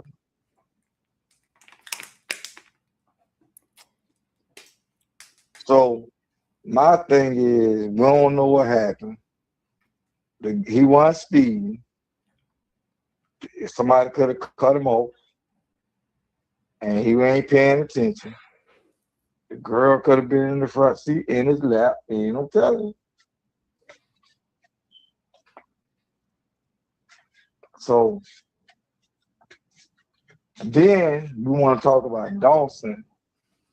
Dawson got to utilize his weapon. We hope he can, because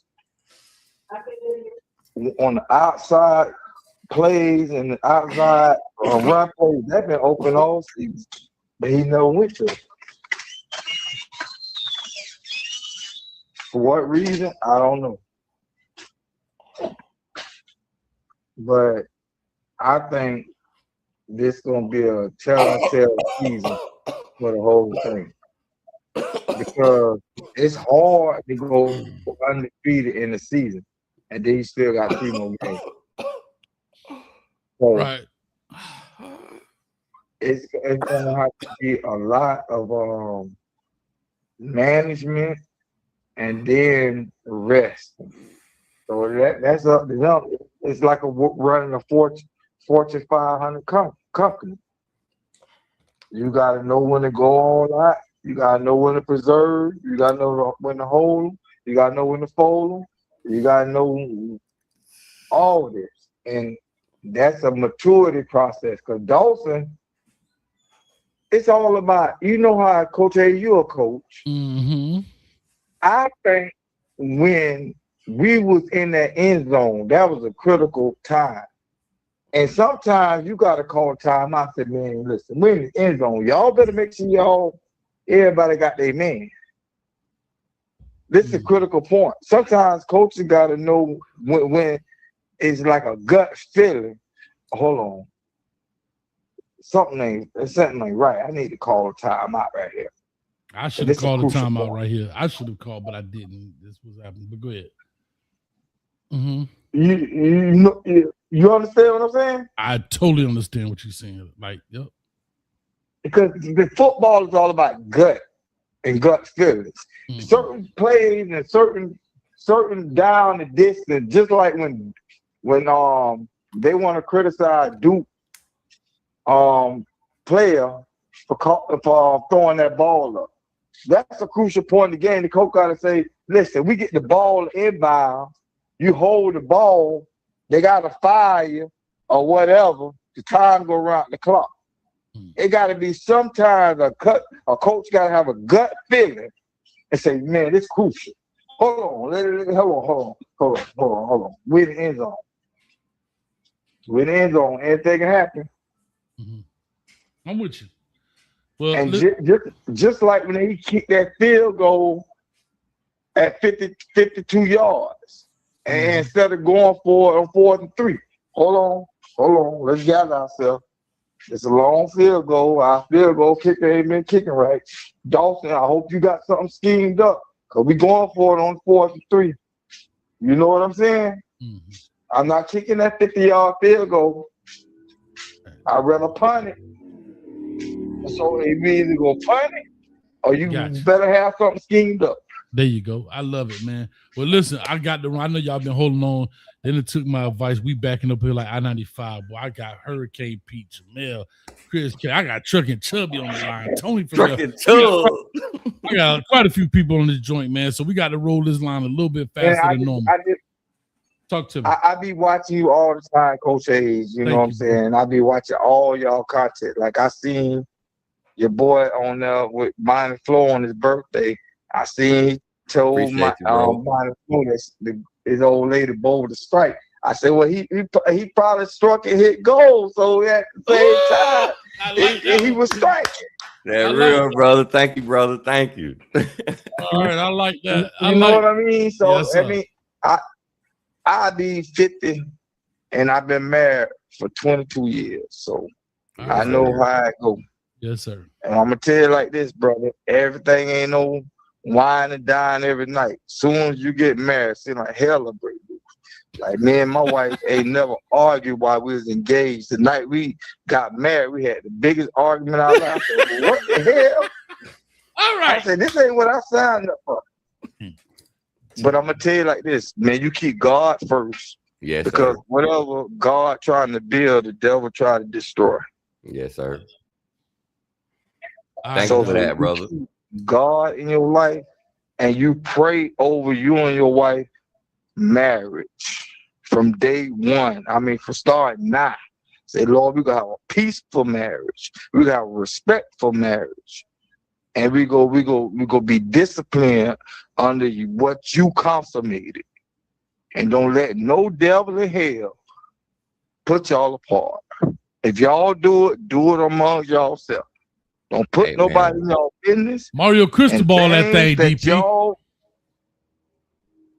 And things that y'all can't talk about, you better have somebody that you can talk to that ain't gonna put your business out there. If you gotta talk to them, they gonna put your business out there.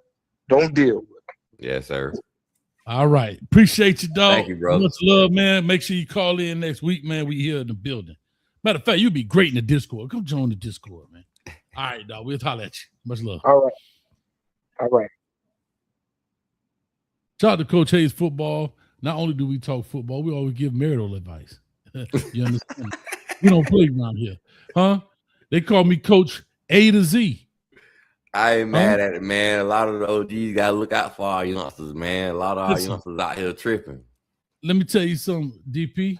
Coach A to Z. I cover from aardvarks to zebras, baby. Understand me. I do it all. Anyway, we got to roll through this deal. I hate the fact that people have been on the line, but I got to move you a little bit faster because we want to get off here. We got quite a few. I'm going to lock the line right now. The conference has been locked. DP Dub was actually on here and he hung up. I don't know. Maybe he went to go put on some clone. Anyway, that's an inside joke. That's a Discord joke. Y'all know, you know. All right, here we go. All right. Chris Kane for life in the building. Remember, talk to us, Chris. Thank God, boy. Thank God. Thank God he ain't got his mouth. What it do, Chris? What's going on, DP? What's going on, Coach? What's good with you, man? Talk to me. What's up? What's going on? Hey, quick question. I missed you the part where you said, DP, about where you had got your shirt and stuff from. Where did you say you get it? You got it from? You said your wife had got it for you, right? Yeah, she got it from Hollister. Just throw that be in the mall. Okay. Oh, okay, yeah. See, hey, they need to make sure they look out for my dog, Coach Hayes, too. We don't give him a little bit too many shout outs. They need to look out for my dog, Coach Hayes. Bro, they need to give me a dog. I need an NIL deal. For real. We don't give him a few shout outs now. I need to go get me a daggone. Hey, Coach, hey, when you get a chance, man, hey, let me know when you get with your designer. See if you can get some more your Coach Hayes shirts and stuff in a bigger size, though, bro. The Polo Timmys and stuff like that, because I really do want to get one, bro. They go all the way to 5X. You need they go to 5X. Huh? They go to 5X. Oh, so they go to the car cover size. Oh, okay. I ain't check on this. I hope you weren't finna tell us you need a 7 or 8, Chris. I was about to say, whoa. Oh, no. I just need the car cover. No, it's 5X is the car cover size. That's fine. So I'm gonna go ahead and go holler at go get one. You know, support my man Coach Hayes. You know what I'm saying? Most definitely. But honestly, man, I appreciate, you know, I'm glad that Dawson got the extension. I'm glad Heatherman got the extension. And you know, and that was a fact that I didn't even know what happened, because we were 35th in scoring, but you know, because of that ranked defense, you know, we made it to the net. You know what I'm saying? Mm-hmm. Thank God for them. But I just want to see something different this year. But see, if you notice though, if you really sit back and you notice, look at Dawson's system isn't bad. It just has to fit the right quarterback. Look how we did with Cam. Look how we did with Beck. Now we're going to get ready to see what happens with Mensah. Everybody keeps saying that Mensah is like a Cam 2.0. Everybody keeps saying that. Me, personally, I can't say how many points we're going to score this year because I got to see it on the field. And I said this to you before on the show also, Coach. Yeah, he was at Duke. He did his thing. But that's at Duke. This is Miami. This is the U. We different than Duke. You feel me what I'm saying? Regardless of anything, we got to see what he do with the weapons here. Understand, he did have a weapon that was there at Duke that came with him, but it was really technically just them two like that. They were like the, you know what I'm saying? They were like the Cheech and Chong of Duke. You know what I'm saying? Like they would, you know what I'm saying? You ride die. You know what I'm saying? But it was just mainly them. You know what I'm saying? It was mainly them. I'm just saying. You know what I'm saying? I feel you, but I'm just saying, like, it was just mainly them. It wasn't really like an arsenal of what he has now. See, here he has choices. You know, shout out to the Discord if you know, you know. But other than that, I just want to see how this goes. And they also talking about Wingo is nasty out there. They talking about Wingo is nasty out there. Malachi, I mean, we already know what Malachi gonna do. But we already know, we already heard about this before. And you said this too at one time before. You have these sophomore slumps. You know what I'm saying? You wasn't really talking about Malachi at this point, Coach, because this was just on another subject. But you was talking about as far as having a sophomore slump as a whole. You wasn't talking about nobody in particular. Malachi was like in the 10th grade when he wasn't even at Miami yet. You know what I'm saying? But you were talking about sophomore slumps. You see what I'm saying? But it's also, we got to pay attention to that as well. Is he going to have one of those? And if so, who else are we going to go to? You see what I'm saying? See, all of these things are the things that we got to go and we got to talk about, we got to look at, we got to see. And yes, by the schedule that what we have, it should be a cakewalk. It should be a sweet, it should be sweet, but it ain't. We don't know until you get to play the games on the field. You know what I'm saying? And that's all that there is. But anyway, I'm about to get ready to get out of here because I know you got more calls on there. And also, you doing the Discord tonight, Coach? Of course, they in there like swimwear. We in there like Hollister wear. Matter of fact, I'm gonna tell y'all a secret. Hollister gonna have to holler at me. You wanna know why? I just went on the website. That's what I was looking at when you was talking. I looked at one of them shirts. 186 people was looking at that shirt. Come on.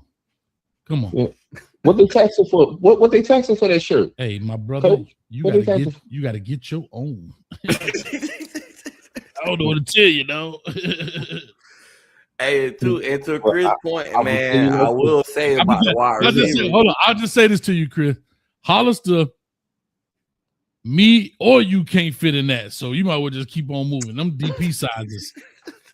Hey, them shirts made for Colorado players. They fit in them shirts. Ain't nobody at the University of Miami no University of Miami football player could wear them shirts. That's all I'm gonna say. Also, basically, it looked like one of them Selena Bustiers, huh? I'm just telling you. Ain't about to have no daggone. You ain't about to have no scissors of life on me. Have to cut me out that damn shirt for me to breathe. I think the largest size might be large, dog. I'm just saying. They made for the slender guy. Yeah, that was crazy. This is a large. That's a large. That's what I'm about to tell you. That's a large on DP. So that ain't made for us, dog. What the hell am I gonna do with a damn large? The only thing I take as a large is McDonald's fries, man. What the hell am I gonna do with a large? Only thing you're gonna do with that is wear it as a head rag or something. Nah, you got to give it to your lady or something like that. But let her wear it. You know what I'm saying? Like that's it. No. I don't know. Lady don't wear no daggone. Don't wear no large. Now we like them. We like the places the plumps around here though, Coach. We do them. You know the fun side. We don't. No, we don't do stick figures. Sorry, Coach. Oh, my bad. Okay. Well, other than that, you can use it to dust your furniture with. Then that's it. Oh no! I get a Florida State shirt for that. I get a Florida State or Florida shirt for that. No, I ain't about to know. Oh, I clean my tires on my car with Florida State shirt. I clean the tires. I pick up dog poop and clean the tires on my car with Florida State stuff. But anyway, man, let me get up out of here. Let me get pushed. My man. Yes, sir. See you All in a right, little y'all. bit. I'll holler at y'all, DP. I'll holler All at right, my y'all. boy. DP, we rolling tonight, boy. All You right. sure you ready to get on this train? Yeah, I'm Hey, Gucci, man. I'm chilling. And Coach, to Chris' point, I will say about the wide receivers, man. They say it's a battle going against Cam Bun and Joshua Moore, man. They say them boys battling out there, man. Yeah. Well, They say they going back and forth with it. Who's gonna come out on top? We're gonna find out. We're gonna see. Papa Cool, the jump tackle. I'm not sure what you're talking about, but we pulled up the young man. Damn, what was his name? Troy Ford? Was it Tory Ford? God damn, I can't think of it. Anyway, let me knock these callers out here. We got Hurricane Pete on the line. Pete, what's up, baby? Another member. Talk to us. What's good, Coach? What's good, DP? What's up, man? See you in a minute, man. Man, I just been cooling. Man. You know, celebrating my birthday this Wednesday. You know what I'm saying? Happy birthday, bro. Shout out to you, DP. Your birthday too. You know, Yes, sir. Aries Appreciate season, you, you know bro. what I'm saying? You know, man. You know, Aries, man. We do it big, man. Sean Taylor was an Aries. You know what I'm saying? So I just been cooling, man. I had to lay back a little bit, Coach, because I'm something like a super fan, and I can't drink too much Kool-Aid, man. You know what I mean? It's too early in the year for all this Kool-Aid, man. You know, diabetes running my family, so I had to chill for a little bit. You know what I mean? Go out in nature, walk, exercise. You know what I'm saying? But you know, as the year gets closer, you know, you already know, Coach. I'm turning it back up. I'm gonna turn it back all the way up. You know what I mean? I love it. Well, Coach been out there exercising too. I was on the Yep. Discord and I was walking. I walk in the neighborhood. So shout out to everybody out there getting a 1-2 step on. Holler at us right quick, man, so we can crank through these cats. We can jump on this deal, man. Coach got to go make some avocado on toast tonight. So I can get 60 and fit in one of these Hollister shirts. I ain't mad at that. Yeah. That's what's up, man. And man, hey, you know, it's good to hear. Also, congratulations too, man, on your engagement. You know, I'm actually Thank you, brother. Thank you. thinking about popping the question too, man. Yeah, I'm thinking about popping that question too, for sure, man. You know, I've been looking at some rings myself, so you know what I mean. There was some motivation. You know what I mean. Well, guess what? I'm gonna just help you out here, Hurricane Pete. Do it in January of 2027. You could get her a matching 6th national championship ring from the Hurricanes. Come on with it, now. Y'all clap it up for that. Come on. With it. Okay. January That's what's up. 2026. That's what's up. Hurricane Pete gonna pop the question on the night we win the Natty. No, that'll be player. It only made sense. And we gonna be there, Pete. Coach Hayes football going live right there. We're gonna have the camera like this. Hey, facts. Okay, hey, while you playing though, you kind of sparked some in my head though. You know what I'm saying? I might be tapping in with you, man. Do a little something. You know what I mean? You know, I might pull live on, you know, Coach Hayes TV. You know what I'm saying? You never know. Hey, you know me. I'm always ready to go. I got the camera, boy. I'm always ready, boy. This thing did wonders back Freaknik Day. But I'm telling you, it still worked too. Look, I got the camera. Hey, we going live right here, boy. Hurricane Pete on Bended Knee. You had them Dayton's clean, Coach. Hold up. And I got the flip screen, right? So you get that low angle like this. Look, you get that angle like this, but you can still see the screen. See what I'm saying? You be filming like this. Well, y'all better stop playing with me, boy. With the extra hour battery on the back. Boy, stop playing. Let's go. But anyway, Pete, talk to him. What's up, man? Yeah, man, I ain't gonna hold y'all long, man. Let y'all keep pushing through, man. But far as I'm excited about the extension of the coaches, man. Like I was saying earlier, you know, it kind of, you know, solidify that foundation. People can't, you know, talk bad about us on the recruiting trail, you know. And far as Dawson, I'm kind of like y'all, you know, like I think Dawson deserves, you know, his praises, but he also has a lot of room to improve. You know what I mean? I said coming into this year that Dawson, that we were going to see what Dawson is made of this year, because I felt like the year that Cam was there, I felt like he leaning more on Cam to just be Cam. Like when situation got tough, he was like, look, I know I got this great athlete. We gonna snap into him and you do your thing, you know what I mean?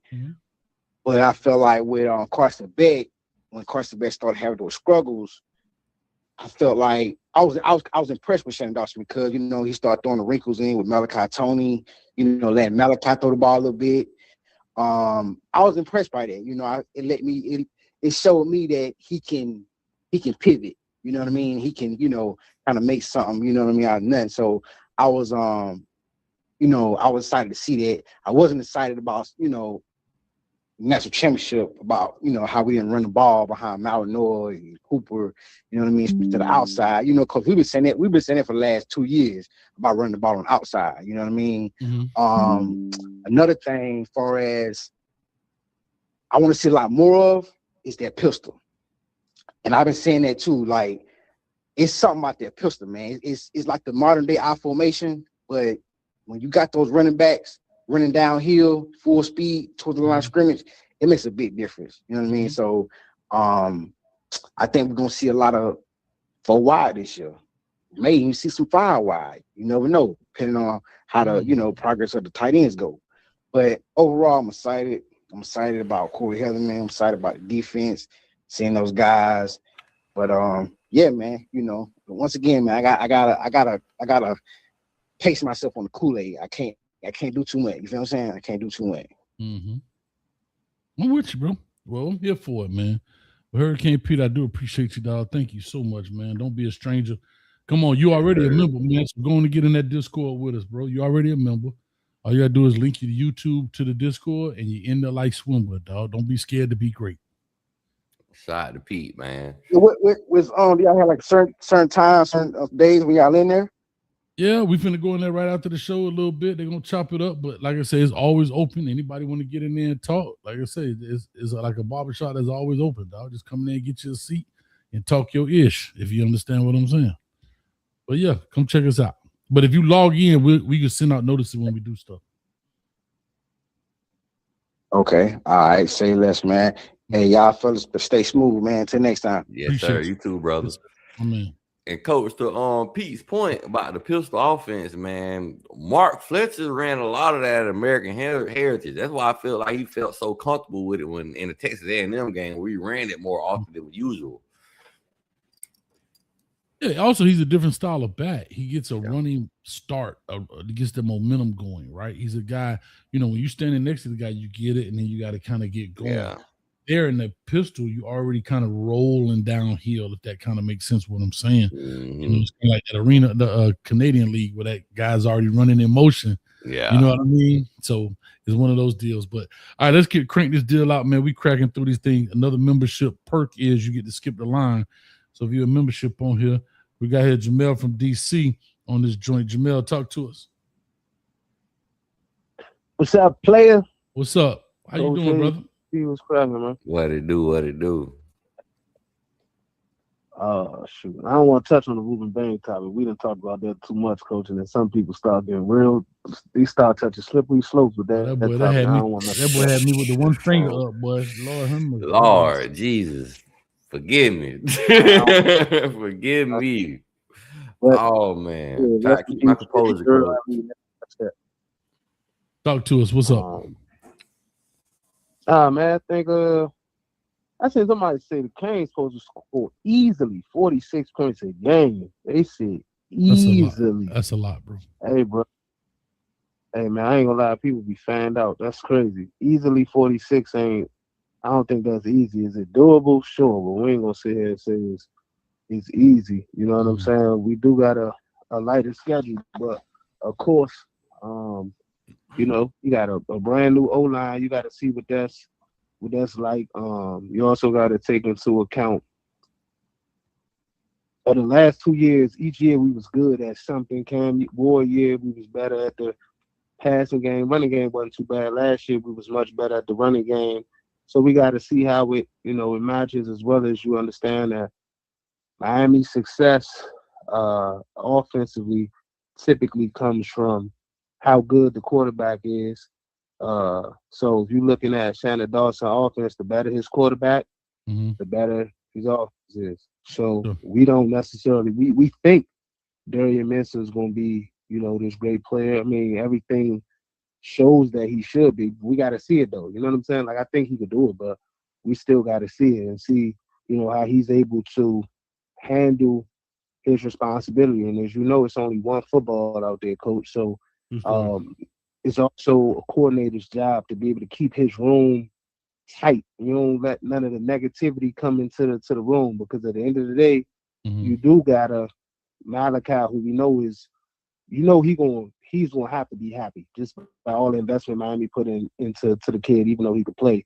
You got a Josh Moore, okay. You got Barcade, okay. You got Jacobs, all right. You got Vaughn. That's just 5 receivers I named. I think Upshaw gonna get some burn in the slot a lot behind Malachi. You got him. If they talking about Samarion Wingo, a guy, I think I just named 7 receivers. People also keep saying we got to get the tight ends involved. So now if you're throwing that in there, that's a Elijah Lofton. That's a Brock Shot, not Shot. That's a Luka Gilbert. Then you got 4 running backs. You got Mark Fletcher. You got what's his name, Marty Brown. You got Pringle. You got Loud, and Marty, not Marty Fletcher, but Mario Cristobal said, which is very smart. He looks at his roster 2 years in advance. Why is that smart? Because now you have to make decisions. You're not making year-to-year decisions. You're making decisions of where the holes on the teams could be next year. The reason I highlight that with your offense is because you got to look. I believe Miami loses 2 running backs at the least after this season, because, as you know, Mark Fletcher going to be out of eligibility, right? So then that goes into Marty Brown's last year. If Jordan Lau has a good year, Pringle goes into his 3rd year, and then you have Javier Mallory. I'm not saying it's impossible to keep those 4, but then if you bring in that freshman running back, you may lose 2 running backs out of that group. It's only one ball. So I think fans got to. Yeah, I'll just say this. I'll say this to you quick, Jamal. He does a good job managing. I think Cristobal, as a coach, shout out to Cali Mike. Let me give some credit here. I think one thing Cristobal has done, he does a great job managing the roster with Hurricane. I'm looking at Hurricane P. Great job managing the roster with transfer portal and high school players, understanding that dynamic. To your point, 2 years out, hey, this guy may leave. He look like he might transfer. They probably got a color-coded system up there. The players don't know why it's a pink dot next to your name, but you might be a dude that's on the way out. Three. You probably got a green dot, mean you're a 3-year guy. He gone. Like, he already had the dot next to Ruben Bain. He gone in 3 years, so I got to start replacing him. Think about it. I'm replacing Ruben Bain when Ruben Bain was a freshman, because I know in 3 years he gone. So I got to have his replacement come in with him, actually, or at worst a year later. Yep. You know what I'm saying? So, yeah, to that point, I think it's great. DP, anything you like to say? Because I just want to push through this, and we could definitely finish these combos up here. I got No, I just say with the running back, I'm just surprised that Chris Wheatley-Humphrey's still holding it down. Like, I feel like that young man, he could be a starter anywhere in the ACC, but he a trooper, man. I salute him. That boy holding on like a hubcap in the fast lane, boy. God almighty, boy. This the thing, Coach, and I'm gonna let you push on, because I know there's a bunch of people in the call. But here's the thing: once you stay for a certain amount of time, that Miami degree holds some goddamn weight. So, what's the purpose of going to Miami and being a semester too short of getting your degree? You could just pull an Emory Williams or one of them at that point, get that degree from Miami, and then your last year, take your ass somewhere else. If you're gonna stay that long, that's what I'm saying. If you're gonna stay that long, I got you. And then you go get your CDL license, and you good to go with a minor degree. You could get the well, we got the UFL now. He might get in there. Hey, go get your Miami degree, and then get your CDL license, and you good. Nothing wrong with it. But what I'm saying is, them players who do get the Miami degree, they're part of a larger, a private institution where they go somewhere. What school did you go to? I went to the University of goddamn Miami and played football. Well, that's an opportunity right there. Now, does that mean that's a $300 million opportunity? Nah. But shit, it's more opportunity than if you went to DeVry. Hey, you, I'm talking to you. Get off that couch right now and call this number. You know you ain't doing nothing anyways. You know you ain't doing nothing anyway. Sitting there eating a bowl of cereal at 3 o'clock in the morning. You shut up. Yeah, you know what I'm saying. Well, go ahead, coach. I'm let y'all know. We gonna get it popping in that Discord. All right, that boy said, "Who going to the Brian 22?" Brian got a football team. Y'all playing? Oh man, they coming up. If Brian got a football team, y'all stop playing. All right, let me get this trucking. I want you to be last if you don't mind. I'm gonna let you actually in front of Anonymous, but hopefully I'll let you close out the show trucking. If you don't mind, I'm gonna let Anonymous go first, then I'll bring you on. Hopefully that's cool. Anonymous, talk to us. Yo, what up, DP? What it do, baby? What's good? What's good? What's your name tonight, dog? What's your name tonight? Who that? I was saying, what's your name tonight? Oh, what up, coach? It's your boy DJ. Okay, just DJ. All right, go ahead. I know you always have some interesting names, so I was just wondering. Go ahead. Oh yeah. No, I'm first time call actually, but you know what? I apologize then. We always have a guy that calls in under anonymous, and he always got some weird name like, that's why I thought you were him. I apologize, man. All right, DJ, I'm sorry. Talk to me, DJ. What's up? Oh, man? yeah. Y'all Miami fans, y'all some funny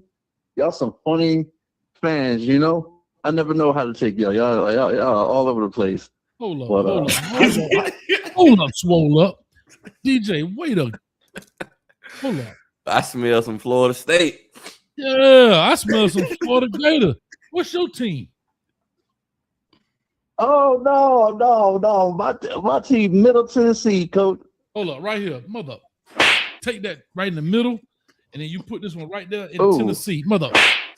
Calling here with that foolishness. Matter of fact, you take this one just cause it's Tennessee, and y'all kiss your sisters. All right, talk to me. Hey, well, yeah, I'm just curious, coach, why you don't ever give what's his name, Dawson, any credit? If he want credit, tell him to go get a visa with all that money he making. You hard on him. You hard on him, coach. I told him if he want credit, go get him a black card. Yeah, but he got the number one offense, coach. Yeah, you on here trolling, man. I'm trying to handle business, man. But look, I'm just curious. I'm curious to see, what these Miami fans gonna say this time next year, right? Darian Mensah might be the next. What they say he gonna be the next greatest Miami quarterback or what? Sure. You got a lot of confidence to be repping Middle Tennessee. Bro. Oh, Lord. Hey, we I lost my dog, man. You done made my dog fall off the screen, bro. Anyway, he back. He'll be back. Listen, this is who I think it is. This ain't no new caller. DJ, you ain't no new caller. This is Anonymous Loxahatchee. Ain't it? Tell the truth. Coochie break, coach. See, I already knew who it was. And you know what? DJ from Coochie Break Loxahatchee Blue Devils. Or the Lightning, whatever y'all call. I don't know what's going on with my Wi-Fi code to keep tripping on me. And you in that God-forsaken Gainesville, that's why. But yeah, AOL, they still giving that to us. Listen, every time one of them dudes kiss their sister, the Wi-Fi go out. So what that's telling you? How many times you been kicked off? Oh Lord. So talk to me, man, so I can get trucking on here, man. So what's on your mind for real? Talk to me now. Oh, that's it, coach. I'm just curious if you think Mensah gonna be better. Well, when all said and done, he gonna be better than Cam Ward. Because on paper, he sure do look like he could be better than Cam Ward. Again, can I say this? And I'm going to say this. I didn't say my last time because I like to repeat myself, especially when I say stuff that's worthy of putting on a shirt. I think a lot of these quarterbacks that are coming to Miami are now, let's be honest, And Cam Ward started this, and I'm only assuming this, but I'm your favorite coach. So therefore, that's why I'm saying it, and you must believe me. They came to Miami to prove that they could lead. Cam Ward, I believe, started that. Carson Beck, same thing. When I watched him on John Gruden said, "Why didn't you come out?" And he said, "Because I wanted to win a natty." You wanted to prove to the NFL that you could lead. Mensah was at Tulane. Nobody watching that. Nobody proved you could lead. Duke. I can't take nothing away from. He got Lucky got an ACC championship. We just gonna call it that. We'll just say statistically, he gets into the ACC championship, but that still doesn't show on the national stage of leadership. And I think that right now, Miami is the hot wave for quarterbacks to prove their leadership. The same way coaches that got into trouble used to go to the Nick Saban Coaches Rejuvenation Center. Quarterbacks are coming to Miami to go to the quarterback leadership symposium to prove to the NFL that they could lead. I'm just telling you. So is Mensah going to be better than Cam Ward? I can't say yay or nay. I don't know. I could just go out on a limb and say, yeah, sure. But what I want to say is that I believe Mensah is coming here to prove that he can lead. And if he take us to the natty and get us to the mountaintop, every year has gotten better. Cam came, Beck got us to the natty, and Mensah get us the ring. God dang. I'm just telling you what I think the format is. That's all I'm saying. And to that too, I will say out of all the three of the quarterbacks, history shows that Mensah take care of the ball a little better. That's just history, though. We don't know how he gonna look at the youth, but historically, he take care of the ball better. He got 12 picks in 2 years, and I think Cam Ward and Carson Beck both threw 12 picks in the season. So that might mean something. You never know. That's food for thought. Yeah, strictly speaking, I think if you're just looking at the records of where they were coming from, Mensah is a better, passer than Cam. He's shown more at this point than Cam did coming into Miami.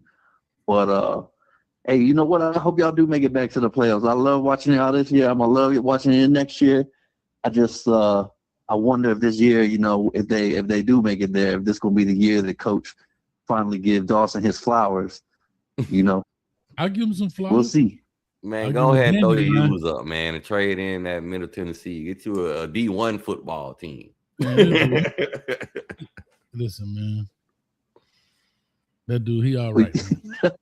Man, let me get off here now. Let me get trucking on this thing. All right, much love. All right, man. Let me get my man Trucker Chuck before I do that. Appreciate everybody coming through. We said we're going to be on an hour and 30 minutes. Yeah. You know how I get down being the cane. The Maury Povich said that was a lie. So anyway, we here. Trucker Chubby, man, what's up with you, dog? Holla at us. Oh, what up, y'all? What's going on, fellas? This show what it do, baby? Coach Hayes, CP. I'm good, man. Hope you ain't mind. We put you there last as a closer. Let you close this thing out, man. Talk to us. I know you and DP had done some shows, man. Y'all was rocking it. I think I came on your show the other day, man. Actually, I got some good news, bro. They about what's his name? I just want to bring it to you anyway. They hit me up and said me and TK want to talk about that cover too, man. Oh, for real? Yeah, they just said it yesterday. Mr. 64 Production said that. So I'll hit you up anyway and get the info or link it up so we can chop it up and set up a time. That's dope. That's what's up. That's dope, man. Yeah. I was like, nah, man. So I know it's Wednesday. Hurricane Wednesday over here on the Coach Hayes show. So I wanted to come in here and chop it up about the Hurricanes because I know I like college football. I'm all up in this thing, but I really like Darian Mensah, man. I'm sold on Darian Mensah. You can't tell me nothing wrong about that, man. I don't care what nobody say. You can't tell me nothing wrong about Darian Mensah. I got him down as a Heisman favorite already. I already put my future in because it was cheaper, the odds was better, and I think he about to go off. Man, I got something going. I'm just saying. I mean, that boy say it was cheaper. I ain't mad at it. Hey, listen. If you put it just, I don't know the math. If you put $1 down and he win the Heisman right now, what would you win? Off of $1 right now, I think they had it at. I think the odds was. I think they had him out plus 1,400. So I think it was like what that was like 140 or something like that. Okay, so that's what I'm saying. So like if I put $1, $77 from $1, $77. If you put $1 down, you get 77. $77. So 77 times my money. Basically, that's what we're saying. All right. So $10. So $10 give me $770. There you go. That part. There we go. That I just want. See, the reason I like to do $1 is now that I know the baseline, I can add it up to the sky. If I put $100 down, I go get a Cadillac. Let's go. Hey. That's right. That's right. So I Okay. went ahead and put my future in early with that. You know what I'm saying? So and then I did my futures with the you know what I'm saying, with the other stuff, and I got Miami. Yeah, dog. I got Miami getting it because I really like. I paid attention because y'all got something cooking. Y'all got something cooking down there. I don't. Now look, I see Cam Ward going there, and then I seen Carson Beck. Carson Beck got there, but he still looked at as being like a top prospect. Like even though this class ain't what it was cracked up to be, the whole class as the whole quarterback class coming out this year, but he's still gonna be one of them quarterbacks that's gonna go. What Carson Beck 6'4". You know what I mean? Went to national championship. I think what was he wearing? 2-something, too close to 230, something like that. I can't remember exactly. Carson a little dude. What? You said what, DP? I say, yeah, Carson Beck, not a little dude. Yeah, right, exactly. He got that prototypical NFL quarterback size that they really want. So, and then y'all got Darian Minson right now. I think they got him listed at 6'3". They got that man sitting at 6'3". What they got? I don't know, 6'3" something. I know he's 6'3". I can't remember his exact weight, but I know he can play, and I seen him play at Duke. And if he can do that at Duke, I heard a lot of your Miami Hurricanes fans being really optimistic about his skill set and what he provide. But he did that at Duke with like one receiver, like literally, if that. Like you might when he did that at Duke with one receiver and a decent run game. You know what I'm saying? He got 3 backs down at Miami. I don't know. I'm sold. You couldn't tell me nothing. I've been around, but you can't tell me nothing. I like with Miami. So I hear dudes saying he don't want to be a super fan, but damn, I must be sounding like a super fan right now because y'all got Mark Fletcher in that backfield, Shamar Brown, and you got Pringle, that young.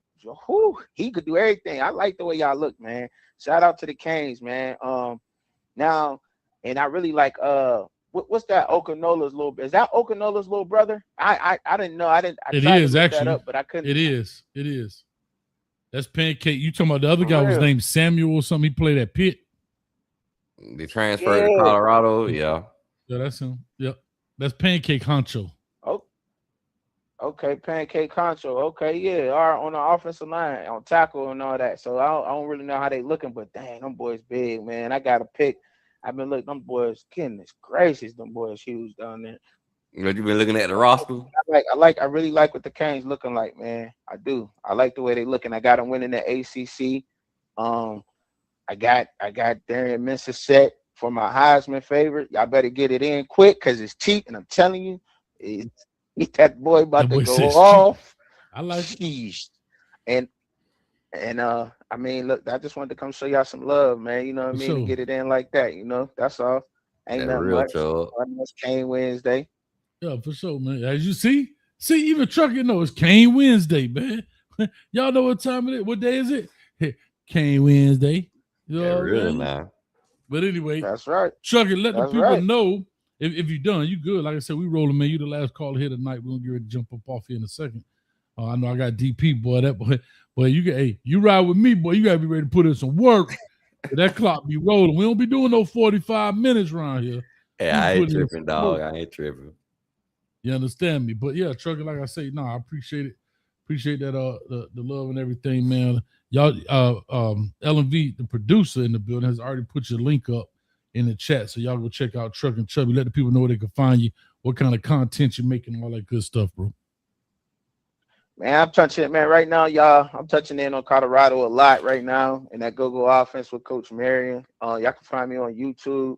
but I do all of college football. I got a little bit of everything in there. College football, the draft, you know, looking at some of the players. So yeah, I got a lot of content. Just scroll through, check it out. But I'm on YouTube. I'm on TikTok. They took my X. I don't know why, but I'm on Instagram and Facebook. So Instagram, Facebook, TikTok, and YouTube. That Hey, real I'm gonna not tell you something funny though, Chuck. You know what's funny? What's that? Twitter is so sensitive, but it's the devil's workshop. I don't understand it, bro. Ain't that crazy? I mean, some of the stuff you might see on Twitter, I'm like, Bro, I can't the believe y'all stuff I took seen mine. on Like, what Twitter, happened? bro, the stuff you see on Twitter is wild. Yeah, I be But having I blocked told- some of that stuff, coach. It Listen, get I a told little, it get a Buddy- little too explicit for me. Listen, I see Buddy walk up with the AK boy and let that thing rakakaka. But anyway, See all more I than know that. is listen, I do. Yeah, I definitely see more than that. You seen some arm and hammers up in that thing, man, on Taco Tuesday.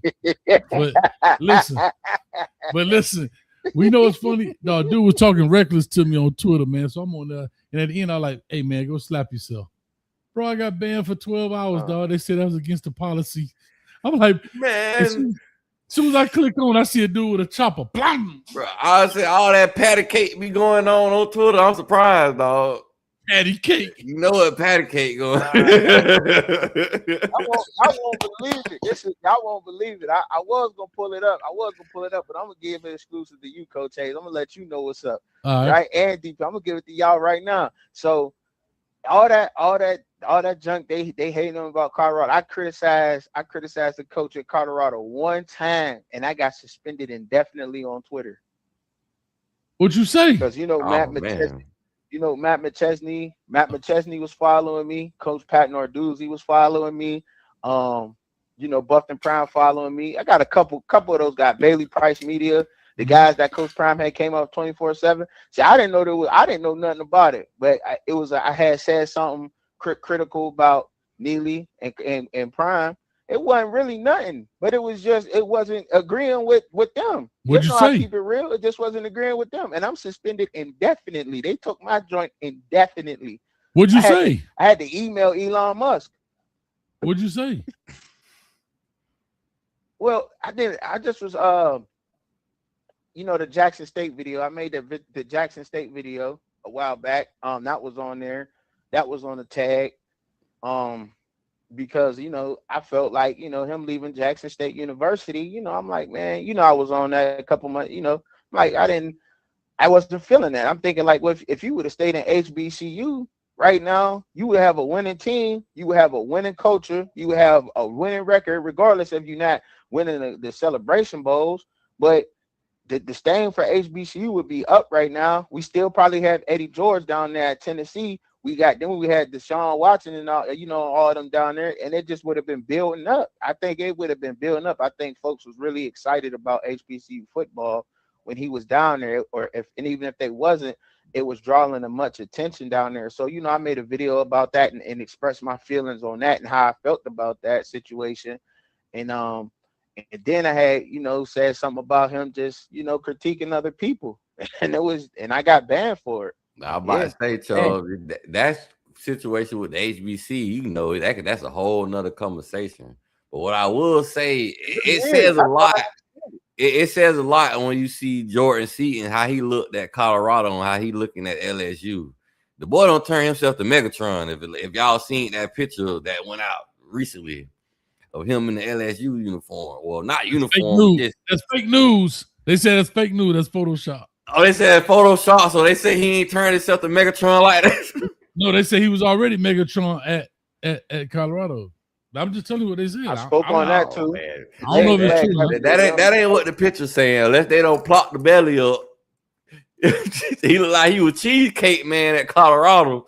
Now he protein shake man at LSU. Oh, numbers.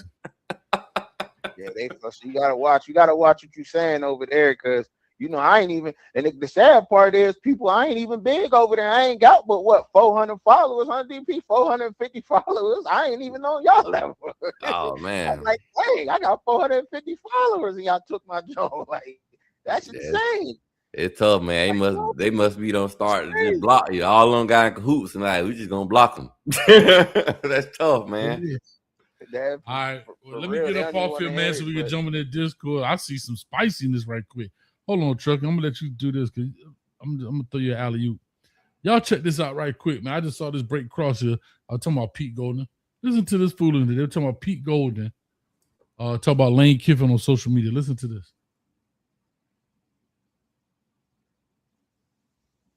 Maybe I need some audio. Don't have any audio. Yeah, there ain't no audio on that thing. Pete Golden on social media. He basically said, so here's what they said. I don't know why I don't have audio, but it pretty much said Pete Golden on Lane Kiffin using social media. Yeah, I see his post every now and then. Now remember, he was the defensive coordinator for Lane Kiffin. Yeah. I want people to understand how dirty of a world this is. Yeah, I see he's the post every now and then. He likes attention and folks give it to him. If he coached as good as he tweeted, Ole Miss might have a natty by now. Shots fired. Shots definitely fired, my brother. Golden, you had a chance to finish the job, brother. That can't be real. That can't be real. That can't be real. Now again, there's no audio. That's what publication published it. I don't know. It's one of this funky NO3 Sport. It might not even be real, dog. So that might have just put a caption up there. I don't think he said that, bro. I don't think he said that. I ain't finna go that far. But anyway, we better jump up off here. Go that far? Nah. Well, I give credit to Charlie Weiss Jr. for a lot of what LSU was going on, man. I think he the mastermind behind what's going on with that offense and the quarterbacks, man. I like Charlie Weiss Jr., man. I've been looking him up, following his career a little bit and seeing what he was putting down.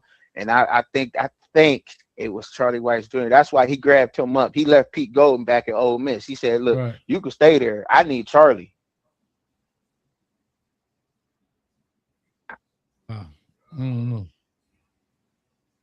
don't know. I don't know neither. I'm just saying. I don't know. But he made sure he grabbed Charlie, though. He did. I'm just saying. Don't know. We'll find out. But anyway, I don't know. Oh, DP done disappeared. Man, anything I took. Can I get my phone call now, Coach? Dub, I told you to call in. You hung up.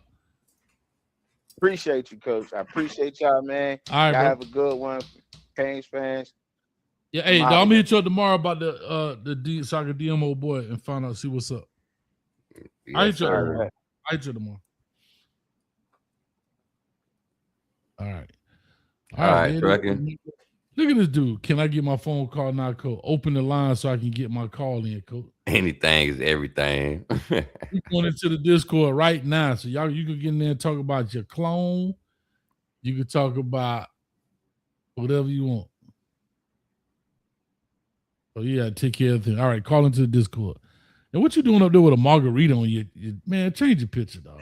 Oh, I thought that was a sheriff badge. I ain't looking at the detail of the picture. That boy up there with a margarita glass. Hey, could you put a little salt on the rim for me there, please? I tell you, boy, he can't fan funny. I figured, oh, there you go, right there, Mr. 64. That was a fake tweet. I figured it was. Okay. I just brought you up, Mr. 64. That's the bad thing about AI, Coach. Bro, you can't tell what's real. That's why I said it didn't have any sound. And when it didn't have sound, that's what let me know it was some bull crap. But anyway, Mr. 64, I believe Clark hit me up, but I just told Truck. I know Trucking got his information, so I'll hit Trucking up tomorrow. And we'll definitely get that thing to happen. 64, appreciate you. I wasn't sure if y'all told them, didn't tell them, but I appreciate it, man. We're gonna link up. We're gonna have a good time just talking football, man. That's what I be want to do. I be want to get on there and talk. Got my trusty pencil, talk some football, man. God dang, let's get in some X's and O's, baby. All right. So DP, let the people know again, and we finna get up off here. Man, y'all come show me love at Darryl Page Talking Sport with DP, man. It's been fun rocking out with your coach. All day, any day. As I told you, my brother, you always got an open invitation. All you gotta do is say, hey, coach, I'm coming through. Make some room for your boy. Yes, sir. Here, man. Don't ever hesitate, man. You definitely got a spot. And I know we're gonna see you on the YouTube takeover this year. Yes, sir. 8-hour YouTube takeover, man. All right. All right. This boy seems like feel this rap. Man, matter of fact, mother.